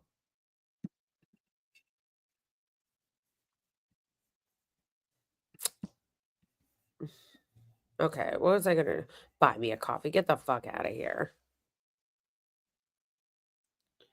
If she were pro-Palestine, like, they would be all mobilizing to attack the Buy Me a Coffee platform.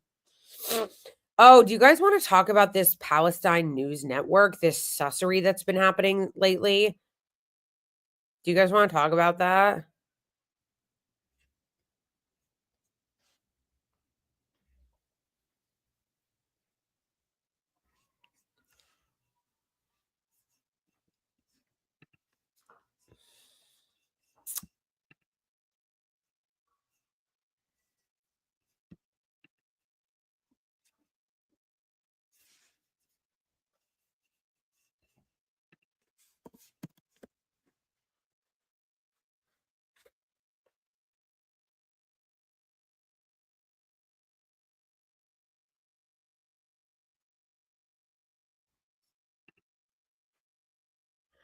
Okay, so PNN is Palestine News Network, which is a quote unquote like news outlet or whatever that's supposedly like pro-Palestine and talking about Palestinian issues. But they've been tweeting some very sus things lately that are not very pro-Palestine, and it's making me think that they're an op. Oh, hey, Anams. It's making me think that they're an op. It's giving Mossad.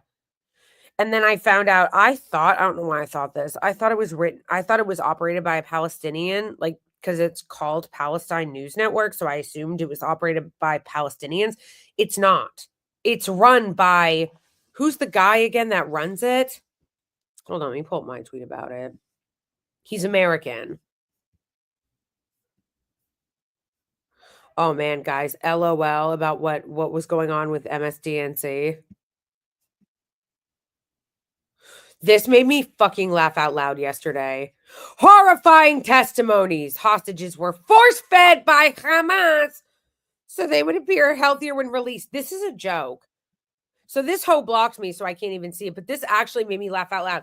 So basically what you're saying is, like, this is like a parody. This is something that I would say making fun of them, but they're being for real. Like, this is something that I would say making fun of what propagandists they are and as a joke, but he's being for real. So you're telling me that it's horrifying when they're thin because they're starving them. But then when they're not thin, they're very healthy and you can tell have been well fed. They're being force fed. Oh my gosh, it's a joke. It's a fucking joke.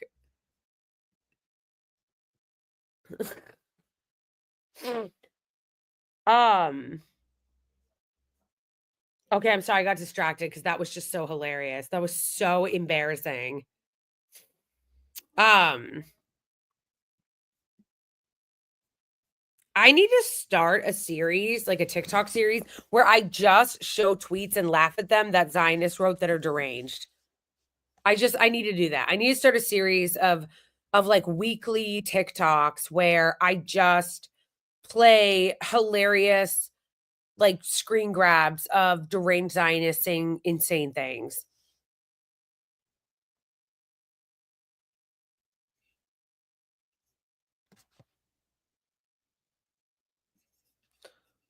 But literally though, literally. What does gifting a subscription mean? I think it means when you give someone else a paid sub. I think.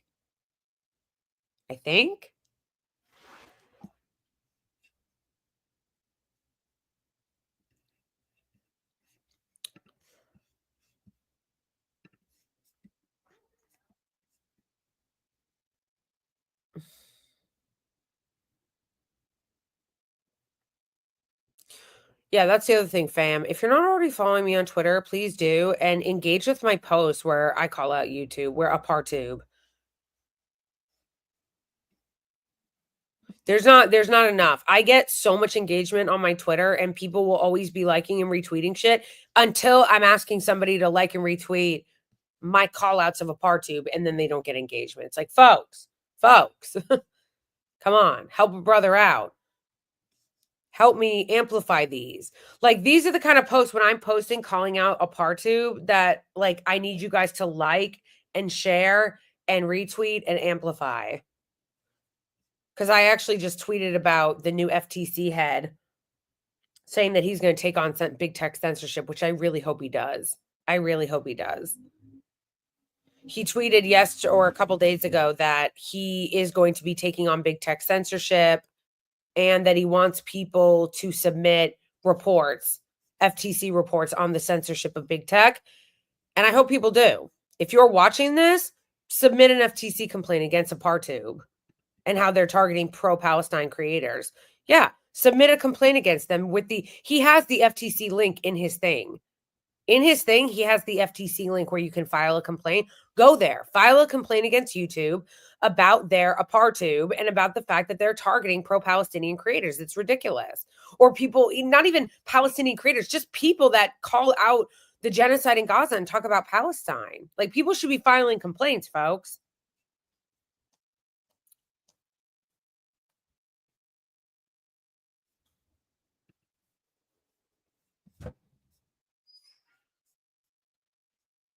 Okay.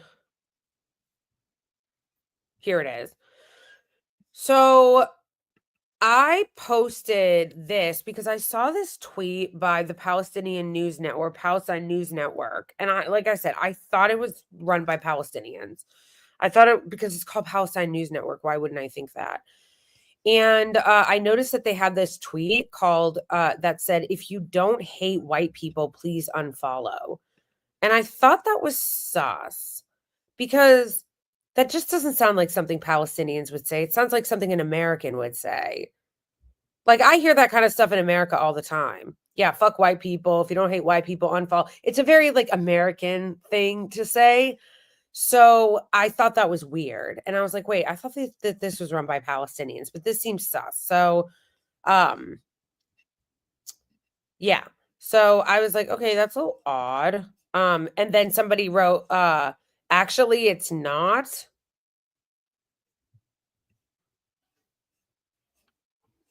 This pedophile always comes in to my comments. Like, it's just crazy.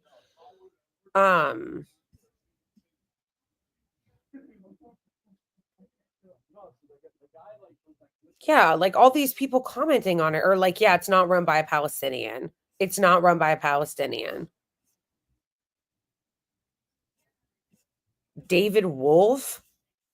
So apparently is who runs this, who is not Palestinian.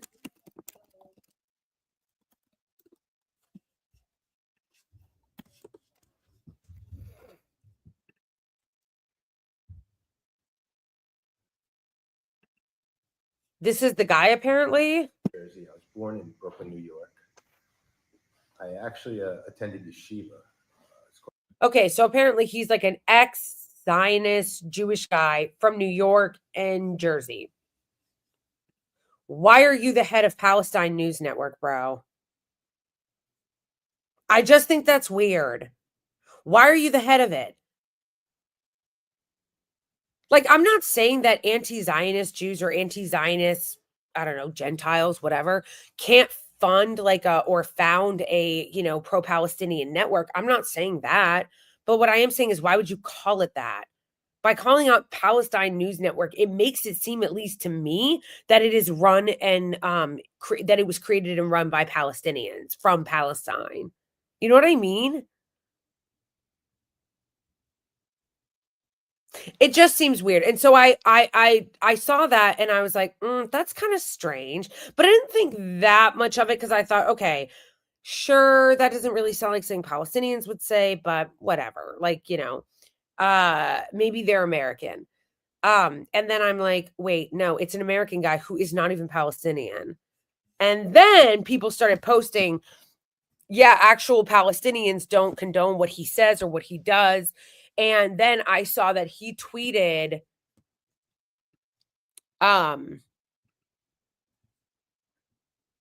which was the bigger giveaway.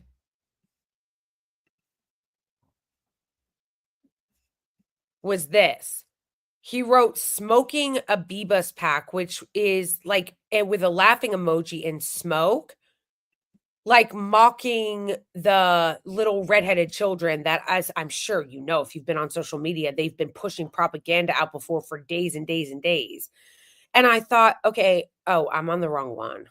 Whoops. And I thought, wait, what is this? Israeli tanks enter Jenin for the first time in 20 years while bulldozers demolish water lines. This is crazy. This is crazy. This is what I mean when I say you're just doing shit and no one's saying anything. You're just committing war crimes and no one's saying anything. Why are tanks bulldozing Jenin? Why are there bulldozers demolishing water lines in the occupied West Bank? And no one's doing anything or saying anything? The fuck is going on?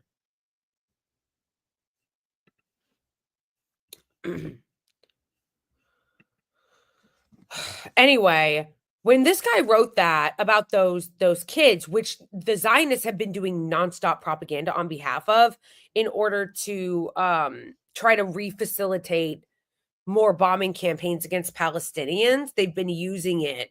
I thought, this is giving Zionist op. This is giving op. Because why would somebody write that? I have not seen a single Palestinian person or pro-Palestinian person say anything like that, making fun or joking about those kids. Obviously, what happened to those kids is terrible. It's awful. No one supports that. No one who actually cares about human rights supports that. What we oppose is the Israeli regime using them as props and using their deaths to commit more genocide in Gaza. That's what pro-Palestinian people oppose. Using them as props and using them as an excuse to commit more genocide in Gaza. So the fact that he wrote that, to me, was giving op. It's giving Mossad.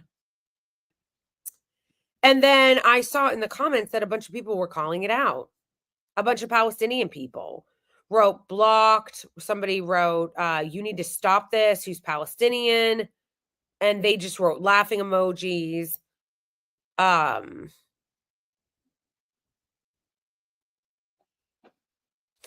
and then somebody wrote and pointed out, this whole thing to write posts like this is to help the Israeli regime help their Palestinians just want to kill Israeli children narrative. Like that, yeah, that's what they're pushing. Because that's what a post like this does. It gives cover to the all the Israelis and the Zionists and the pro-genocide people that have been on Twitter lately being like, wipe out Gaza, saying things deranged shit like wipe out Gaza, saying psychotic shit like level it. All Palestinians are guilty. All Palestinians are evil. All those people, this is giving ammo to them. This is giving ammo to them. Why are you giving them ammo? Why are you giving them cover? And helping them, why are you helping their narrative? And I have not seen any Palestinian or pro-Palestinian write something like that. All these people, if you look through their comments, it said all these people saying, I just unfollowed you because of this. I'm Palestinian. We condemn this. All these Palestinians in their comment being like, this is disgusting. As a Palestinian, I just want to say shame on you. Don't ever claim to be Palestinian or speak on our behalf. So everybody in the comments who is Palestinian is condemning this. So pro-Palestinian, pro-human rights, Palestinian people do not condone this shit. And to me, that is enough for me to not follow this account and pretty much consider this account a Zionist plant. This is a plant. So yeah, do not follow this account. In fact, you should block them and don't support them. Don't give them attention. And if you do, it should be to call out that they're a plant and an op.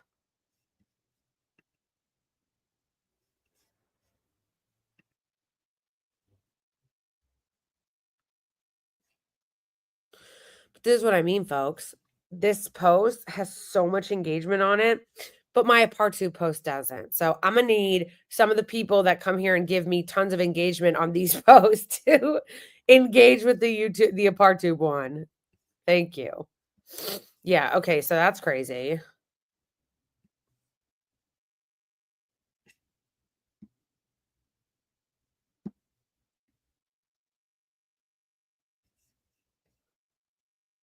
Netanyahu demands a demilitarized South Syria. So they're just going to keep taking people's countries and everybody's just going to sit there and let it happen. Like, that's the vibe. They're just going to keep taking people's countries, Syria, Jordan, the occupied West Bank. They're just going to keep taking shit and everyone's just going to be like, okay. Okay. Sure. This is crazy. I thought I followed this guy already. Sus.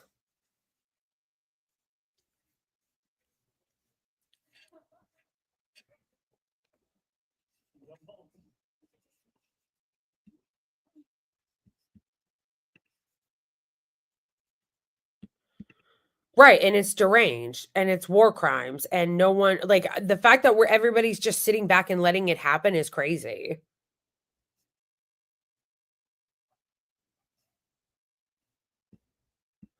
Robin D'Angelo Lamau. I forgot about that grifter. Yeah, that was such a scam. Oh my gosh.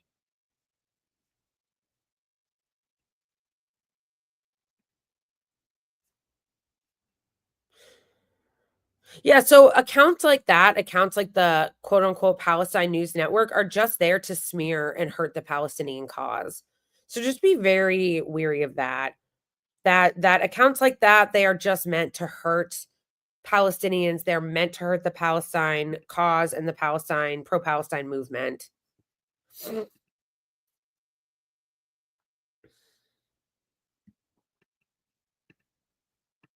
And yeah, everybody should be weary and careful of that.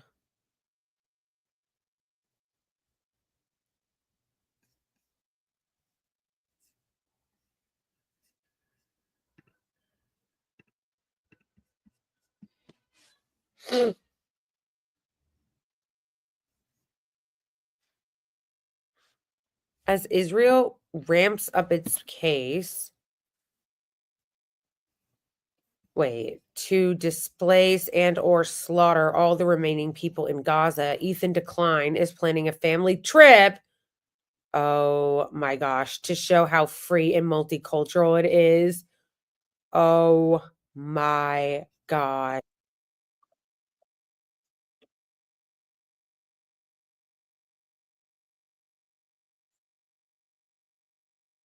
Insane. Insane. Guys, I want you to understand how insane this is. This is like going to South Africa actively during apartheid. This is like celebrating the Jim Crow South. Oh shoot, I'm not even on the right one. JK, I was on the okay, sorry guys. I meant to be on this tab. This is insane. This is insane. This is literally like going to South Africa during apartheid or like the Jim Crow South and celebrating segregation. What? So he's going to go to occupied Palestine during a genocide so that he can do propaganda for them and pretend like it's not an apartheid state. Wow. Wow. That's low even for him. We're planning to go to Israel in June with my parents and all the kids. It's going to be such a great trip. And I'm actually really excited to go there. I want to show you guys. You haven't been there in so long. It's been a long fucking time. What I want to do is show you guys how I see Israel, because you don't see that when you listen to Hassan and you hear all these. I want to show you how I see it. So I'm going to make sure that he basically is going to do the Michael Rappaport routine where he walks around like parts of the Israeli regime that are segregated from any of the Palestinians and goes, where's the apartheid? I don't see the apartheid anywhere. Where is it? Isn't it beautiful? Look, an Arab Israeli, which is a Palestinian that they won't acknowledge as a Palestinian. So basically he's admitting, I'm going to go to the Israeli regime where we are totally segregated, okay? I'm not going to go to the occupied West Bank. I'm not going to show you the wall. I'm not going to show you the separate roads that they have to drive down. I'm not going to show you the checkpoints and the cameras and the machine guns that are pointed at Palestinians as they have to go through checkpoints. What I'm going to do is I'm going to take you to the nice parts of the Israeli regime, and I'm going to show you how beautiful it is and how multicultural it is. And I'm going to go, where's the apartheid? Where's the apartheid? And then I'm going to go, see how great it is. See how beautiful it is. Yeah, that's kind of the point, Ethan Decline. That's kind of the point, that it's beautiful for you. That's the point. The point is, it's nice for you. Oh my gosh, this is crazy. This is crazy. This is actual, like, paid Hasbara. I bet it would not surprise me at all if this trip was sponsored by them. Like, they're not even paying for the trip. It's just sponsored. How much you want to bet? And this is the same kind of clowntownery that we're dealing with Ethan Decline getting to go to the Israeli regime and be a citizen there, even though he's from California.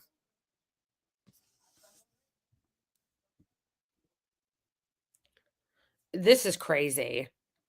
Everybody should be boycotting them. Nobody should be visiting them. The fact that they're doing that is disgusting, especially during this genocide. To go there and visit and do a propaganda trip is so disgusting. Seriously, this is so disgusting. You really are going to go there and do a propaganda Hasbara trip for them on behalf of apartheid, on behalf of this Jim Crow fucking vile way that they make the Palestinians live. You're going to go and you're going to do a propaganda trip for them during a genocide. How vile. Ugh. Ugh.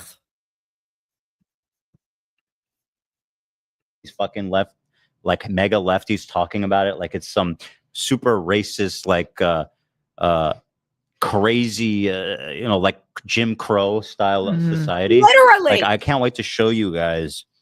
I can't wait to show you guys all the areas that are really nice, like my hotel and the really nice places we live in. We won't be showing you the barbed wire, okay? We won't be showing you the bulldozed areas that the Israeli regime is doing to the occupied West Bank right now. We won't be showing you the settlements in which Palestinians have to live under them as they throw excrement on top of them, or the, gunned up barbed wire fences, separate roads and checkpoints. We won't be showing you that.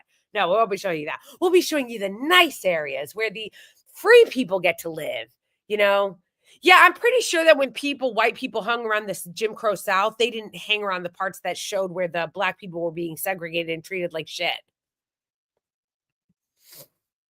I can't How believe beautiful, how multicultural, how like free it feels. multicultural.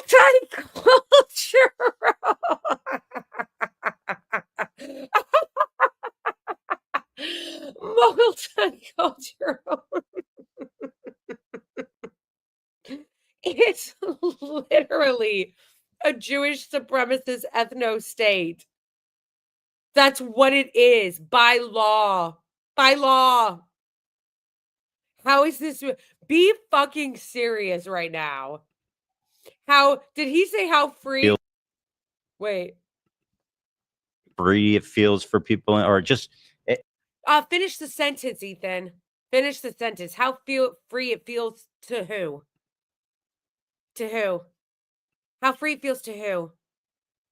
How free it feels. Actually, that's a better way of putting it. So thank you, Ethan Decline, for putting it that way. How free it feels. For who? Not for Palestinians. And I do like that he says how it feels, because it's not free. It is not a free society. It is not a democracy. It's a beautiful place. It is. It's one of the most diverse places I've ever been. We're planning to go.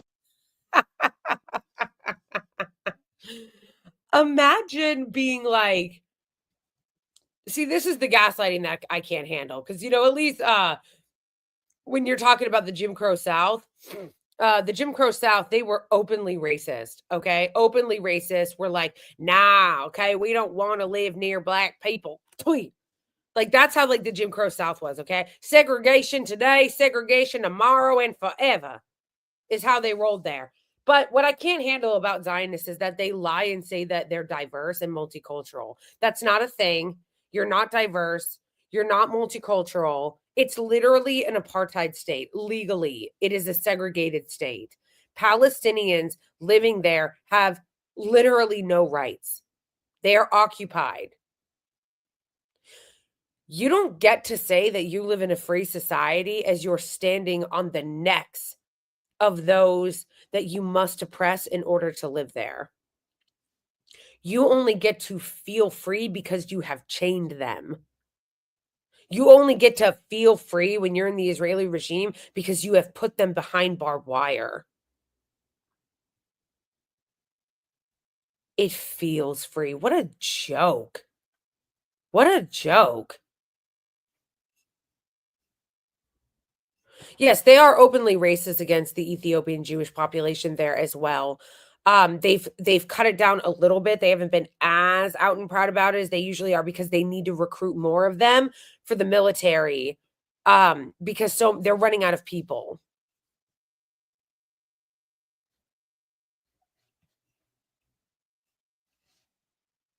Yeah, this is crazy.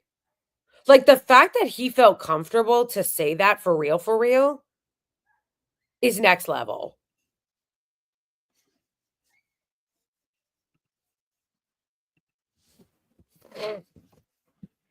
Does anybody have a link? Because I think it's important to play. Now that we just watched this insanity of that they can put in Twitch that shows the apartheid there, the segregation there. Nothing too graphic because we're on YouTube right now and we're on Twitch, so we got to keep it PG-13. But does anybody have a link that they can put? Use Twitch, because not only am I pissed off at ApartTube right now, but also you can't even put links in there to click on.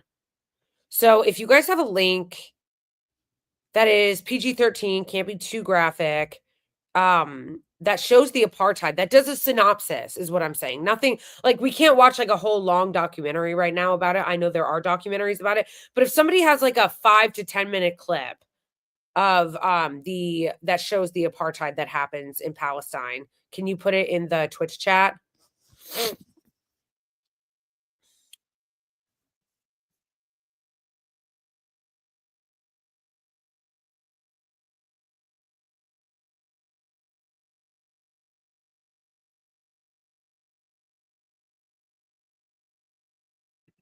Do you guys got one?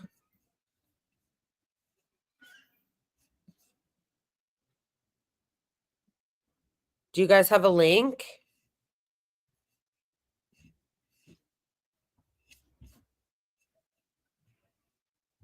Oh, I don't see a link. I thought you guys put a link in.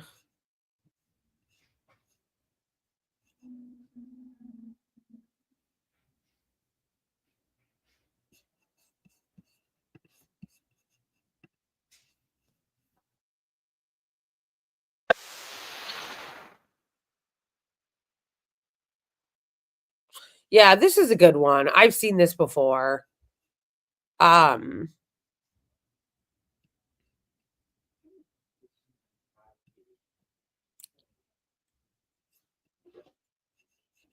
this one looks interesting too.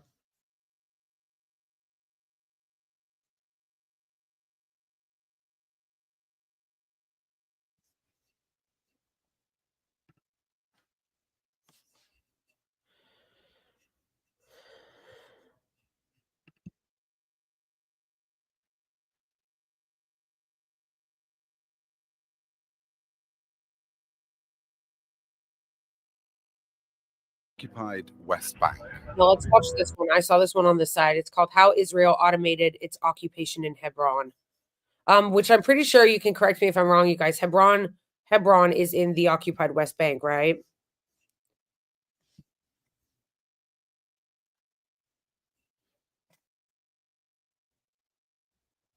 Yeah. Oh, Boney Bird, the one you sent me is really good. I've seen it before. The one of the woman talking about her hometown getting destroyed.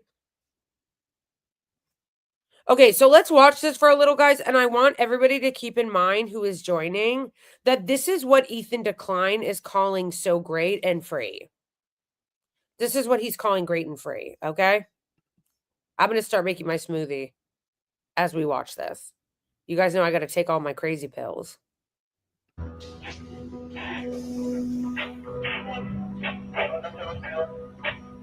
The chatter on a soldier's radio tells us we're being watched.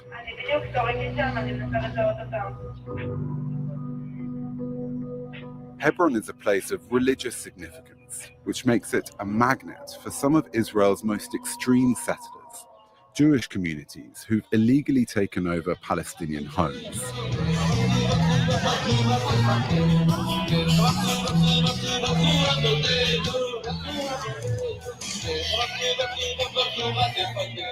But what's unique about Hebron, unlike any other Palestinian city, is that the settlers are here in the heart of the city.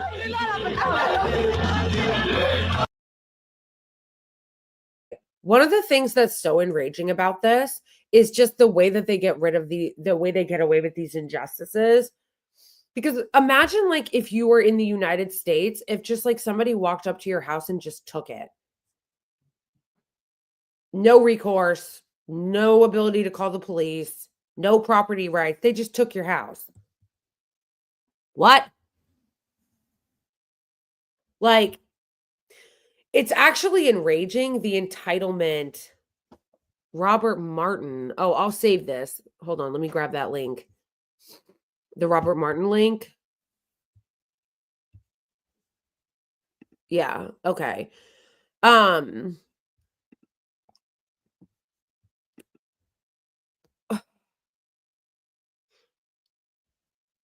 Imagine you weren't allowed to walk on the street outside of your front door. I know, it's so insane. Like, I try to think about it through an American lens, and I can't imagine it.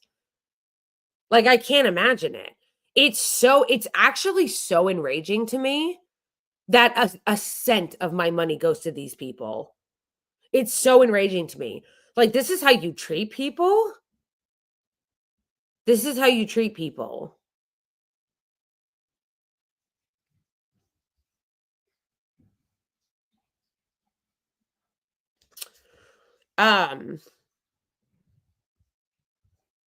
Yes, exactly, like with what they did to Native Americans here. Absolutely.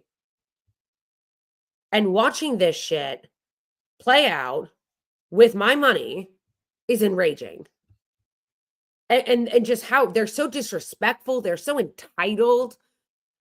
They're so disrespectful, they're so entitled. They just come over, they take the Palestinians' homes, they disrespect them in their own land. They're not allowed to, they have no recourse. They can't call the police. They can't, like, it's enraging. It's so unfair. It's so unjust.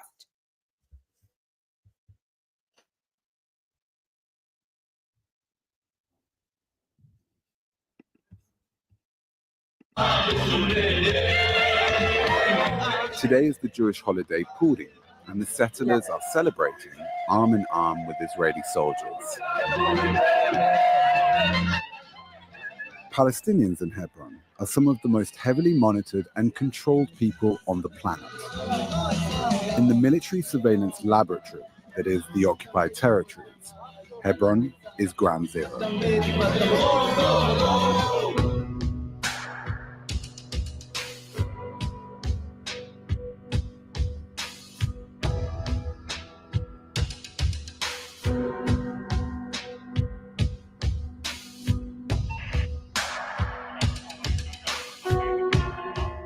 Hebron is the West Bank's largest city, and it's being hollowed out from within. The Israeli military enforces a policy of separation here. The city was divided into two sections in 1997, H1, where the Palestinian Authority has nominal control, and H2, which is under full Israeli control. Israel's authority in H2 is designed to protect 800 settlers living here illegally according to international law, amongst around 40,000 Palestinians.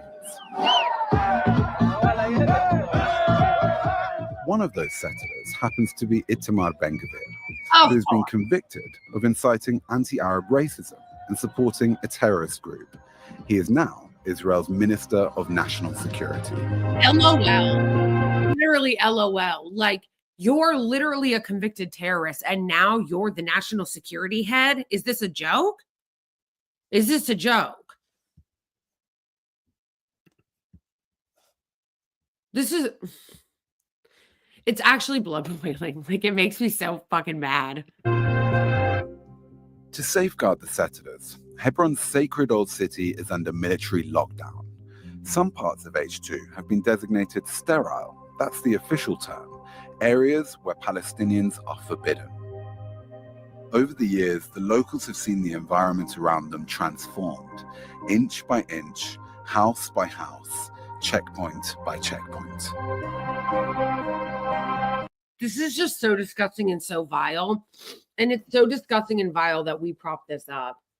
Because they wouldn't be able to do this without us, without our money, without our backing. It's just disgusting. It's so fucking disgusting. It is so vile that we allow this. Wiggy! That we prop this up. It's so evil. It's so evil. Like, not a single person should be okay with this. This is crazy. Hebron is full of what the Israeli military likes to call friction, that lends itself to many new ways to innovate technologies that promise to reduce this so-called friction and make Israel's occupation more humanitarian for Palestinians. This is what the Israeli military claims. The streets are covered in CCTV cameras, in facial recognition cameras that give the Israeli military and the intelligence forces a full 24/7 and encompassing view of Palestinian life in the city. I think the best word for it is carceral. The feeling that prison is not within a bounded space, but it follows you wherever you go, into the city's streets, in your home, into your bedroom, and that there's no escaping it. Across the West Bank, Palestinians are experiencing an explosion of military and settler violence. In 1 week in February, the Israeli military raided... I'd like to remind everybody that this is the place that calls itself a democracy, okay? So this is a place that calls itself a democracy. This is a place that calls itself free. That Ethan Decline is saying that it's just so beautiful and free.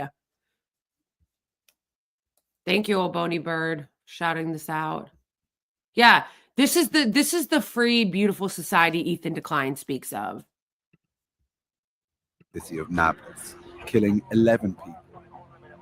A few days later, Palestinian gunmen shot and killed 2 settlers in Hawala. Hundreds of settlers then marched into the town, escorted and protected by Israeli soldiers, and indulged in an hours-long rampage.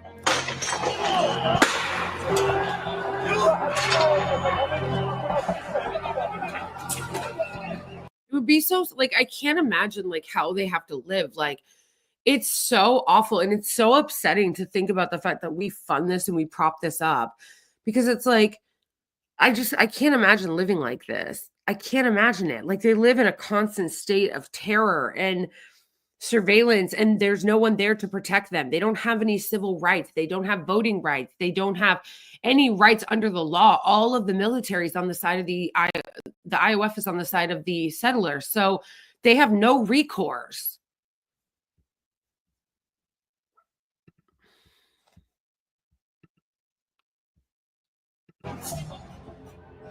By sunrise, hundreds of vehicles, homes, and shops have been torched.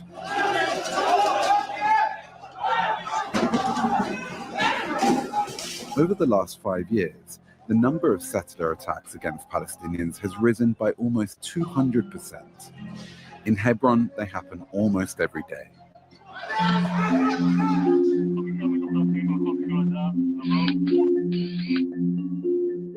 The Israeli military likes to call Hebron a smart city. It's a euphemism for the elaborate system of surveillance and facial recognition they are operating here on Palestinians. Remember that when they start to try to bring that shit here. Oh, guys, we're just turning this into a smart city. 5, 6, 7, 8, 9, 10 cameras. Izzat al-Karaki lives in H2. He walked me through how the cameras and checkpoints shape his everyday routine. We have 22 Israeli checkpoints as the one you see. What you have to know that this checkpoint recognize me even before I get into the checkpoint. Sometimes the soldier tell me, is that, give me your ID. He knows my name already. They know that I'm crossing the checkpoint 10 times per day, but each time they have to check my body to let me get into my house. Not only that, Palestinians are levels for them, which is red, yellow, and green. If you are Palestinian and you have been arrested by the army, you might be in the red level.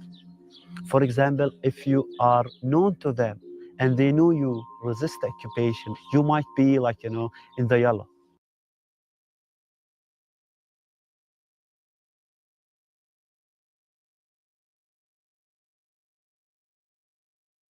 Whoops. And they're doing it because they're trying to continue to make life as unbearable as possible for them.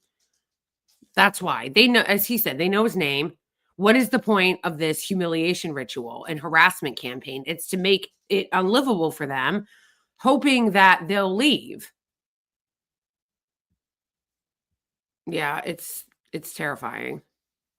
Sometimes when I want to cross the checkpoint, the soldier can keep me 3 hours for no reason. This is the Israeli law. So if they want to kill your day, they can easily do it. They can keep you at the checkpoint for 3 hours. After that, nothing will happen. They will not be accountable at all. They're accountable to no one. So tell me how, since they are accountable to no one, tell me how this is the free society Ethan Decline speaks of. It's something you hear across Hebron, an awareness that the all-seeing gaze of the city's network of cameras are designed to protect the settlers, not Palestinians. It's not just the density of cameras in Palestinian neighborhoods that gives it away, it's the direction they face, often inwards towards people's homes, invading their most intimate spaces. Tamer lives in a neighborhood just outside the old city. 2 years ago, Israeli soldiers forced their way into her home and turned her roof into a surveillance post. وهون احنا عايشين اصلا مش عايشين من مره لانه الضغط علينا ومنحس حالنا مش في بيوتنا في الشارع يعني احنا ضيوفنا ما بيجوا يزورونا العيد لما يصير العيد ما بيجوا بخافوا يجوا اهلي على بيتي زي ما انت شايف الضغط علينا من كل الشقات المستوطنين من شقه والكاميرات من شقه يعني وين ما نروح في تل رميدة بنحس حالنا مراقبين دايما مراقبين وين ما كان هاي مش حياة ولا عيشة. Testimonials from former Israeli soldiers who've spoken out about their experiences in Hebron, along with an investigation by Amnesty International, have given us a more complete picture of the various systems of surveillance in use and how invasive they are. Israeli authorities are trying to collate and create a database exclusively consisting of Palestinian faces. So the idea is that when you're arriving at the checkpoint, if that information exists on you, such as who is related to you, have you been here before, are you due to be taken in for detention or questioning, that is flagged on the system, and a soldier is able to decide whether you can pass or not. They can no longer count on the soldier perhaps recognizing them or knowing them, because it's a computer system into which they have been conscripted without their knowledge or without their consent. They now have to be processed through a machine learning algorithm before they get to live their lives, whether it's by getting to access education, work, or medical services. That's now governed by this AI system. It's so multicultural. Artificial intelligence has created what feels like a digitally mediated prison in Hebron. The military recently installed this autonomous weapon, a so-called smart shooter.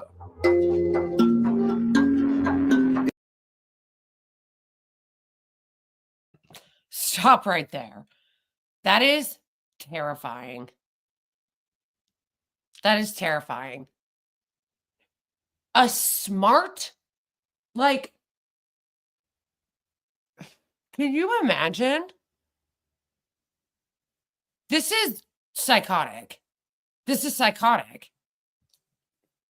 And a country that is okay with this anywhere is going to be okay with doing it to YouTube. So just remember that if you're one of those people that's like, I don't care what's happening in Palestine. Well, first of all, you're immoral if you don't. But also, you think that they're not going to bring this here? You don't think that they'll eventually bring this here, especially now that we continue to move more and more toward techno-feudalism and oligarchy in this country? You think that they're not going to bring this shit here? Okay. It's powered by AI, which means it can shoot without human intervention. Amnesty has also documented the use of something called anomalies detection, sensors and algorithms that flag the presence of individuals or objects. They're literally going to get the entire planet destroyed. That's what is going to happen. As AI continues to be used on weapons like this, it's not just going to be the Palestinians eventually. Eventually, they're going to be using AI on everything, and they're going to be using it to surveil all of us, and they're going to be using it on all weapons, and they're probably going to end up destroying the whole world because they're psychos, and this is a bad, like, science fiction horror movie. Objects that the Israeli military would consider out of the ordinary. It's crazy to me no one's made a movie about it. Where's the book? In addition, soldiers use a number of overlapping programs that collate information on Palestinians to monitor and govern their movement. The first, previously unreported system is Red Wolf. That's the one used at permanent checkpoints, where Palestinians are biometrically registered and assessed against information held on them.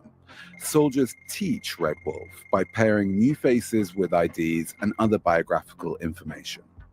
Then there's Blue Wolf, a facial recognition app Israeli forces use in the field, on raids or at temporary checkpoints, to capture photos of Palestinians.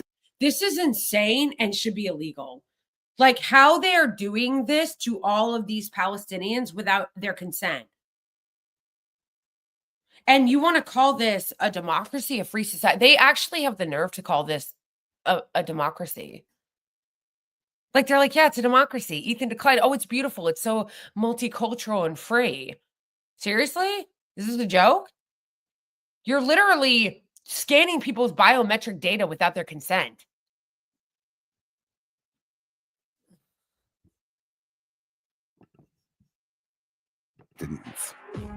The third system is White Wolf, an app for settlers, allowing them to check if Palestinian workers have the correct permits.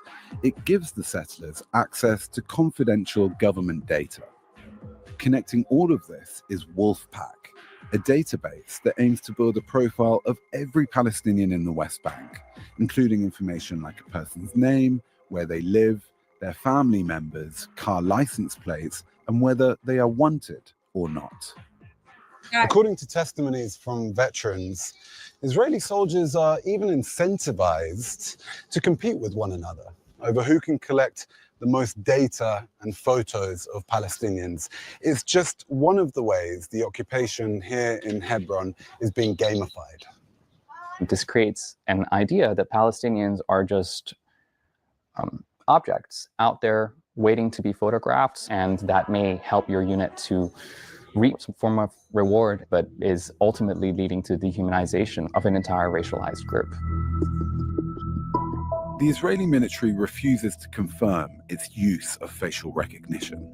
But in addition to the testimonials gathered by veterans group Breaking the Silence, we also have a leaked training video for Blue Wolf. So it says, also, who cares if they confirm it? We all know that they're giant liars. They lie about everything. Here, soldiers can identify a Palestinian in 3 ways: typing their ID number, facial recognition, or a photo of their ID. This is interesting. Soldiers can search for people using things like a car's plate number, but they can also attach information about Palestinians to their profile. So here it instructs the soldier to take a photo not just of the driver's ID, but all the passengers too. And when you look at this video, you can see why soldiers have dubbed Blue Wolf a secret Facebook for Palestinians. Blue Wolf enhances the military's ability to carry out what it calls mapping raids, when soldiers invade Palestinian homes to gather intelligence. Soldiers say intelligence it's on part of what? the practice of making. No, this is just to terrorize them, because intelligence on what? You already have all their information. You already have all their information. So what are you gathering intelligence on? It's just to terrorize them. Their presence felt. Let's go, let's go, let's go. This raid on a home in Hebron shows what Israeli mapping of Palestinian communities looks like.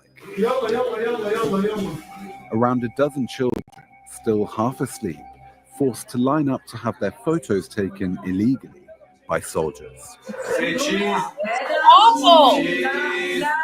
I don't think there's any point in history in which the creation of a database consisting exclusively of one ethnic or racialized group has ever led to any good outcomes.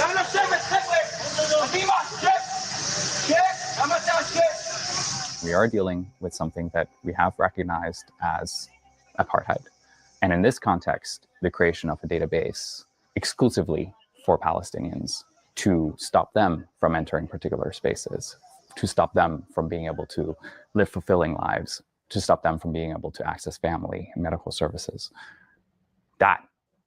This is like the modern day equivalent of like putting the stars and the numbers on Jewish people during the Holocaust. That's essentially what they're doing, just in a modern context with AI.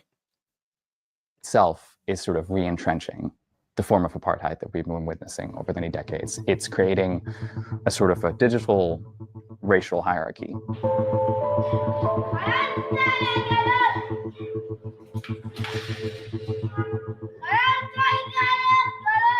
Hebron is a microcosm, one of the most intense expressions of Israeli apartheid in the West Bank. Managing the occupation of millions of people over more than 5 decades is a vast and costly enterprise that relies on dominance and intelligence gathering. According to one former general, Israel has become the world champions of occupation, turning it, in his words, into an art form.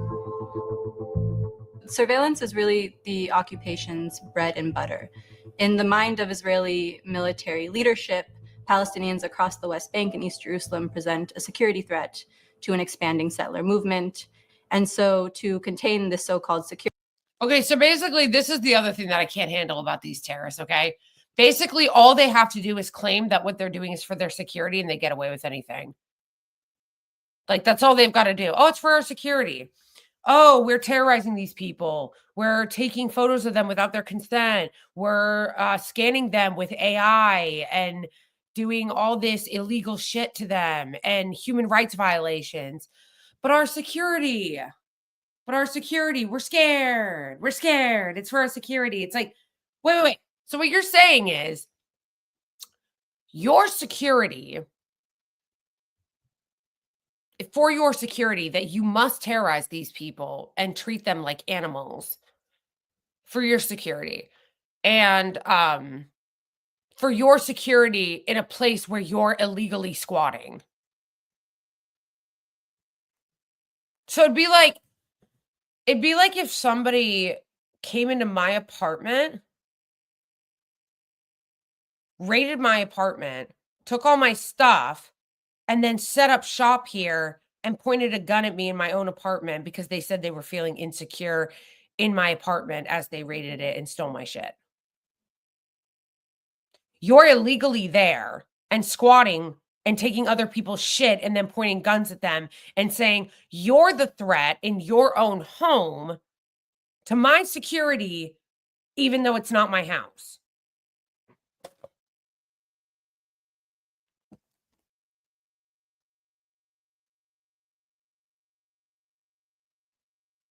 This is totally insane. Security threat, as they put it, the army needs ever more advanced surveillance technologies to control a population. This is part and parcel of the occupation's tactics of control. The history of surveilling Palestinians so as to control them goes back more than 100 years to the days of British rule. Britain's colonial project was dependent on intensive surveillance and intelligence gathering. These documents, classified as very secret, are from 1917, the year Britain first occupied Palestine. They are handbooks on Palestinian personalities, produced by a British intelligence unit called the Arab Bureau. They were designed to give officials insights on who was considered intelligent, pro-British, or easily susceptible to foreign influence. From 1920 onwards, British Mandate authorities collected information on every facet of Palestinian life. Many of these strategies were adopted by, and in some cases taught to, Jewish paramilitary groups in Palestine like the Haganah. They determined, how many men of fighting age lived in each town. They'd map out the topography so they could inform their own battle strategy. And they created this vast index of all the Palestinian villages that was called the Village Files. The Village Files were a comprehensive survey of hundreds of Palestinian villages in the 1940s, produced by the Haganah. They included information on muhtars, village leaders. It's funny that I'm remembering that all the reasons why people say that they hate Al Jazeera, right wingers and stuff and Zionists are always like, ugh, Al Jazeera. It's just Qatari media, blah, blah. And I used to not understand why they all hated it so much. I was like, why do they hate Al Jazeera? Al Jazeera is good. And then once I started learning about Palestine, I was like, oh, I get it. They hate Al Jazeera because Al Jazeera is one of the few Western outlets that are in the West where you can see reporting on what's actually happening there. They don't like that. On which villages were likely to resist and those that were poorly defended. The Haganah also conducted aerial surveillance, taking pictures they turned into highly accurate battle maps. And they recruited Jewish operatives with Middle Eastern features, known as Mustaravim, who were planted in Arab towns and villages as spies. These colonial intelligence gathering operations would prove instrumental in the Nakba, the catastrophe in 1948, when many of the villages infiltrated were destroyed, and at least 750,000 Palestinians were expelled from their homes. All of that kind of cataloging and categorizing and data collection intrinsic to colonial rule laid the foundation for Israel's own establishment of a quite colonial bureaucracy. In the years immediately following statehood, this entailed deploying police forces and tapping into radio signals and tapping into phone calls, to then developing newer technologies that could intercept emails and text messages, and then spyware, CCTV cameras, biometrics. And so at every step of the way, you see technology not only standing in for these more analog practices, but intensifying them. So many people think sunspots are from the sun. In fact, they have nothing to do with the sun. And I'm going to tell you the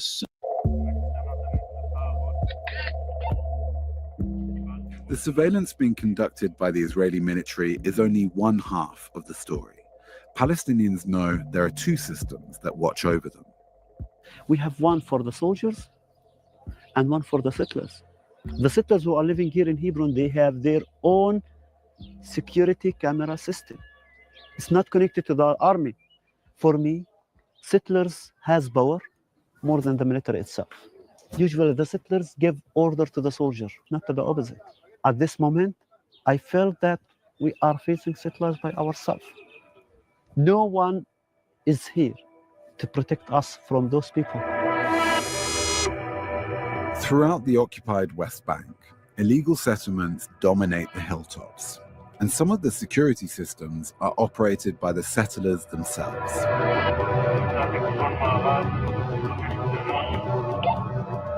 We visited the highly surveilled Tapuach Junction in the northern West Bank and received a special welcome from the Israeli military. How are you? I'm good, thank you. How are you?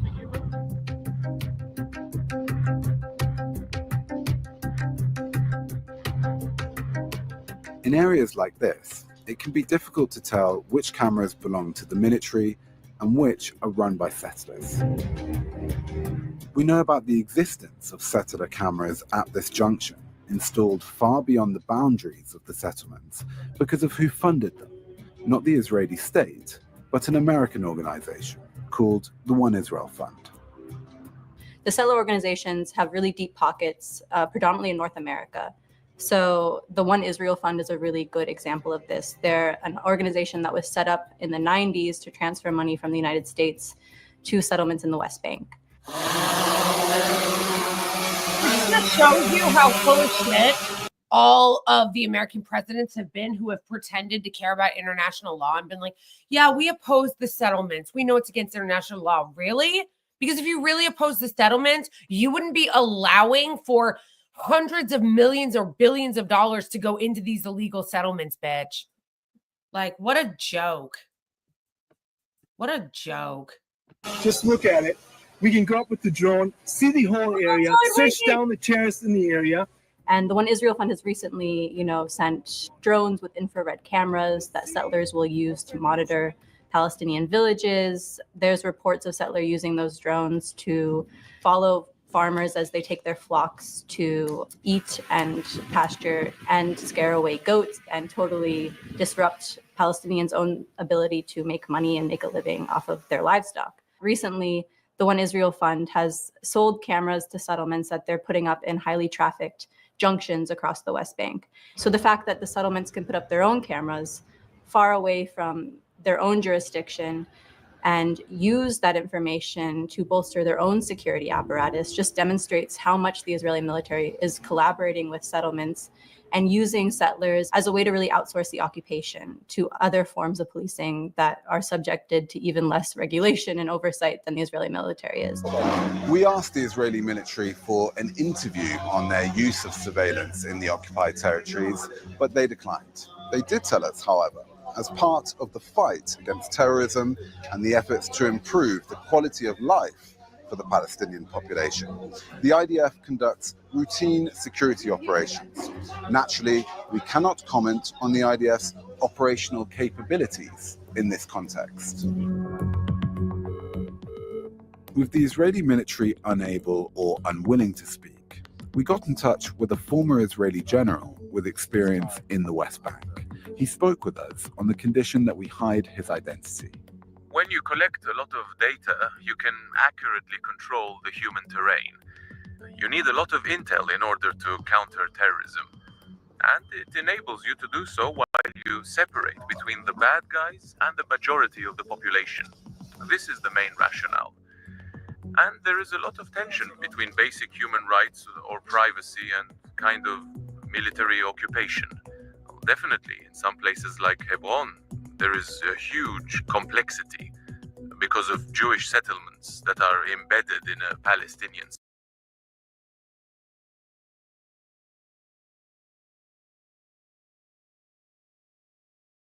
Whoops. All right, fam, we're taking a little intermission because I'm moving it over to Rumble now. So if you want to join on Rumble and finish this stream with me, come to Rumble at I Am Blakely, and we'll finish talking about it. And yeah, we can talk a little bit more freely over there. And I'm going to end the stream on the other two platforms. And yeah, see you in a couple minutes over on Rumble. Okay. Later, Apartubers and people on Twitch. If you're not already following me on Twitch, please do. And yeah, come to Rumble. And on Rumble, if you want to come over there and want to send me super chats in the form of Rumble rants, you can. All right.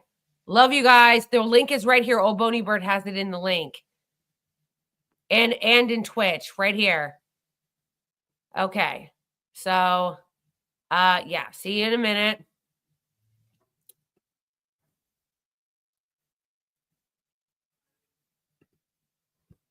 And thank you everybody for joining. Now let me just remember how to remove it.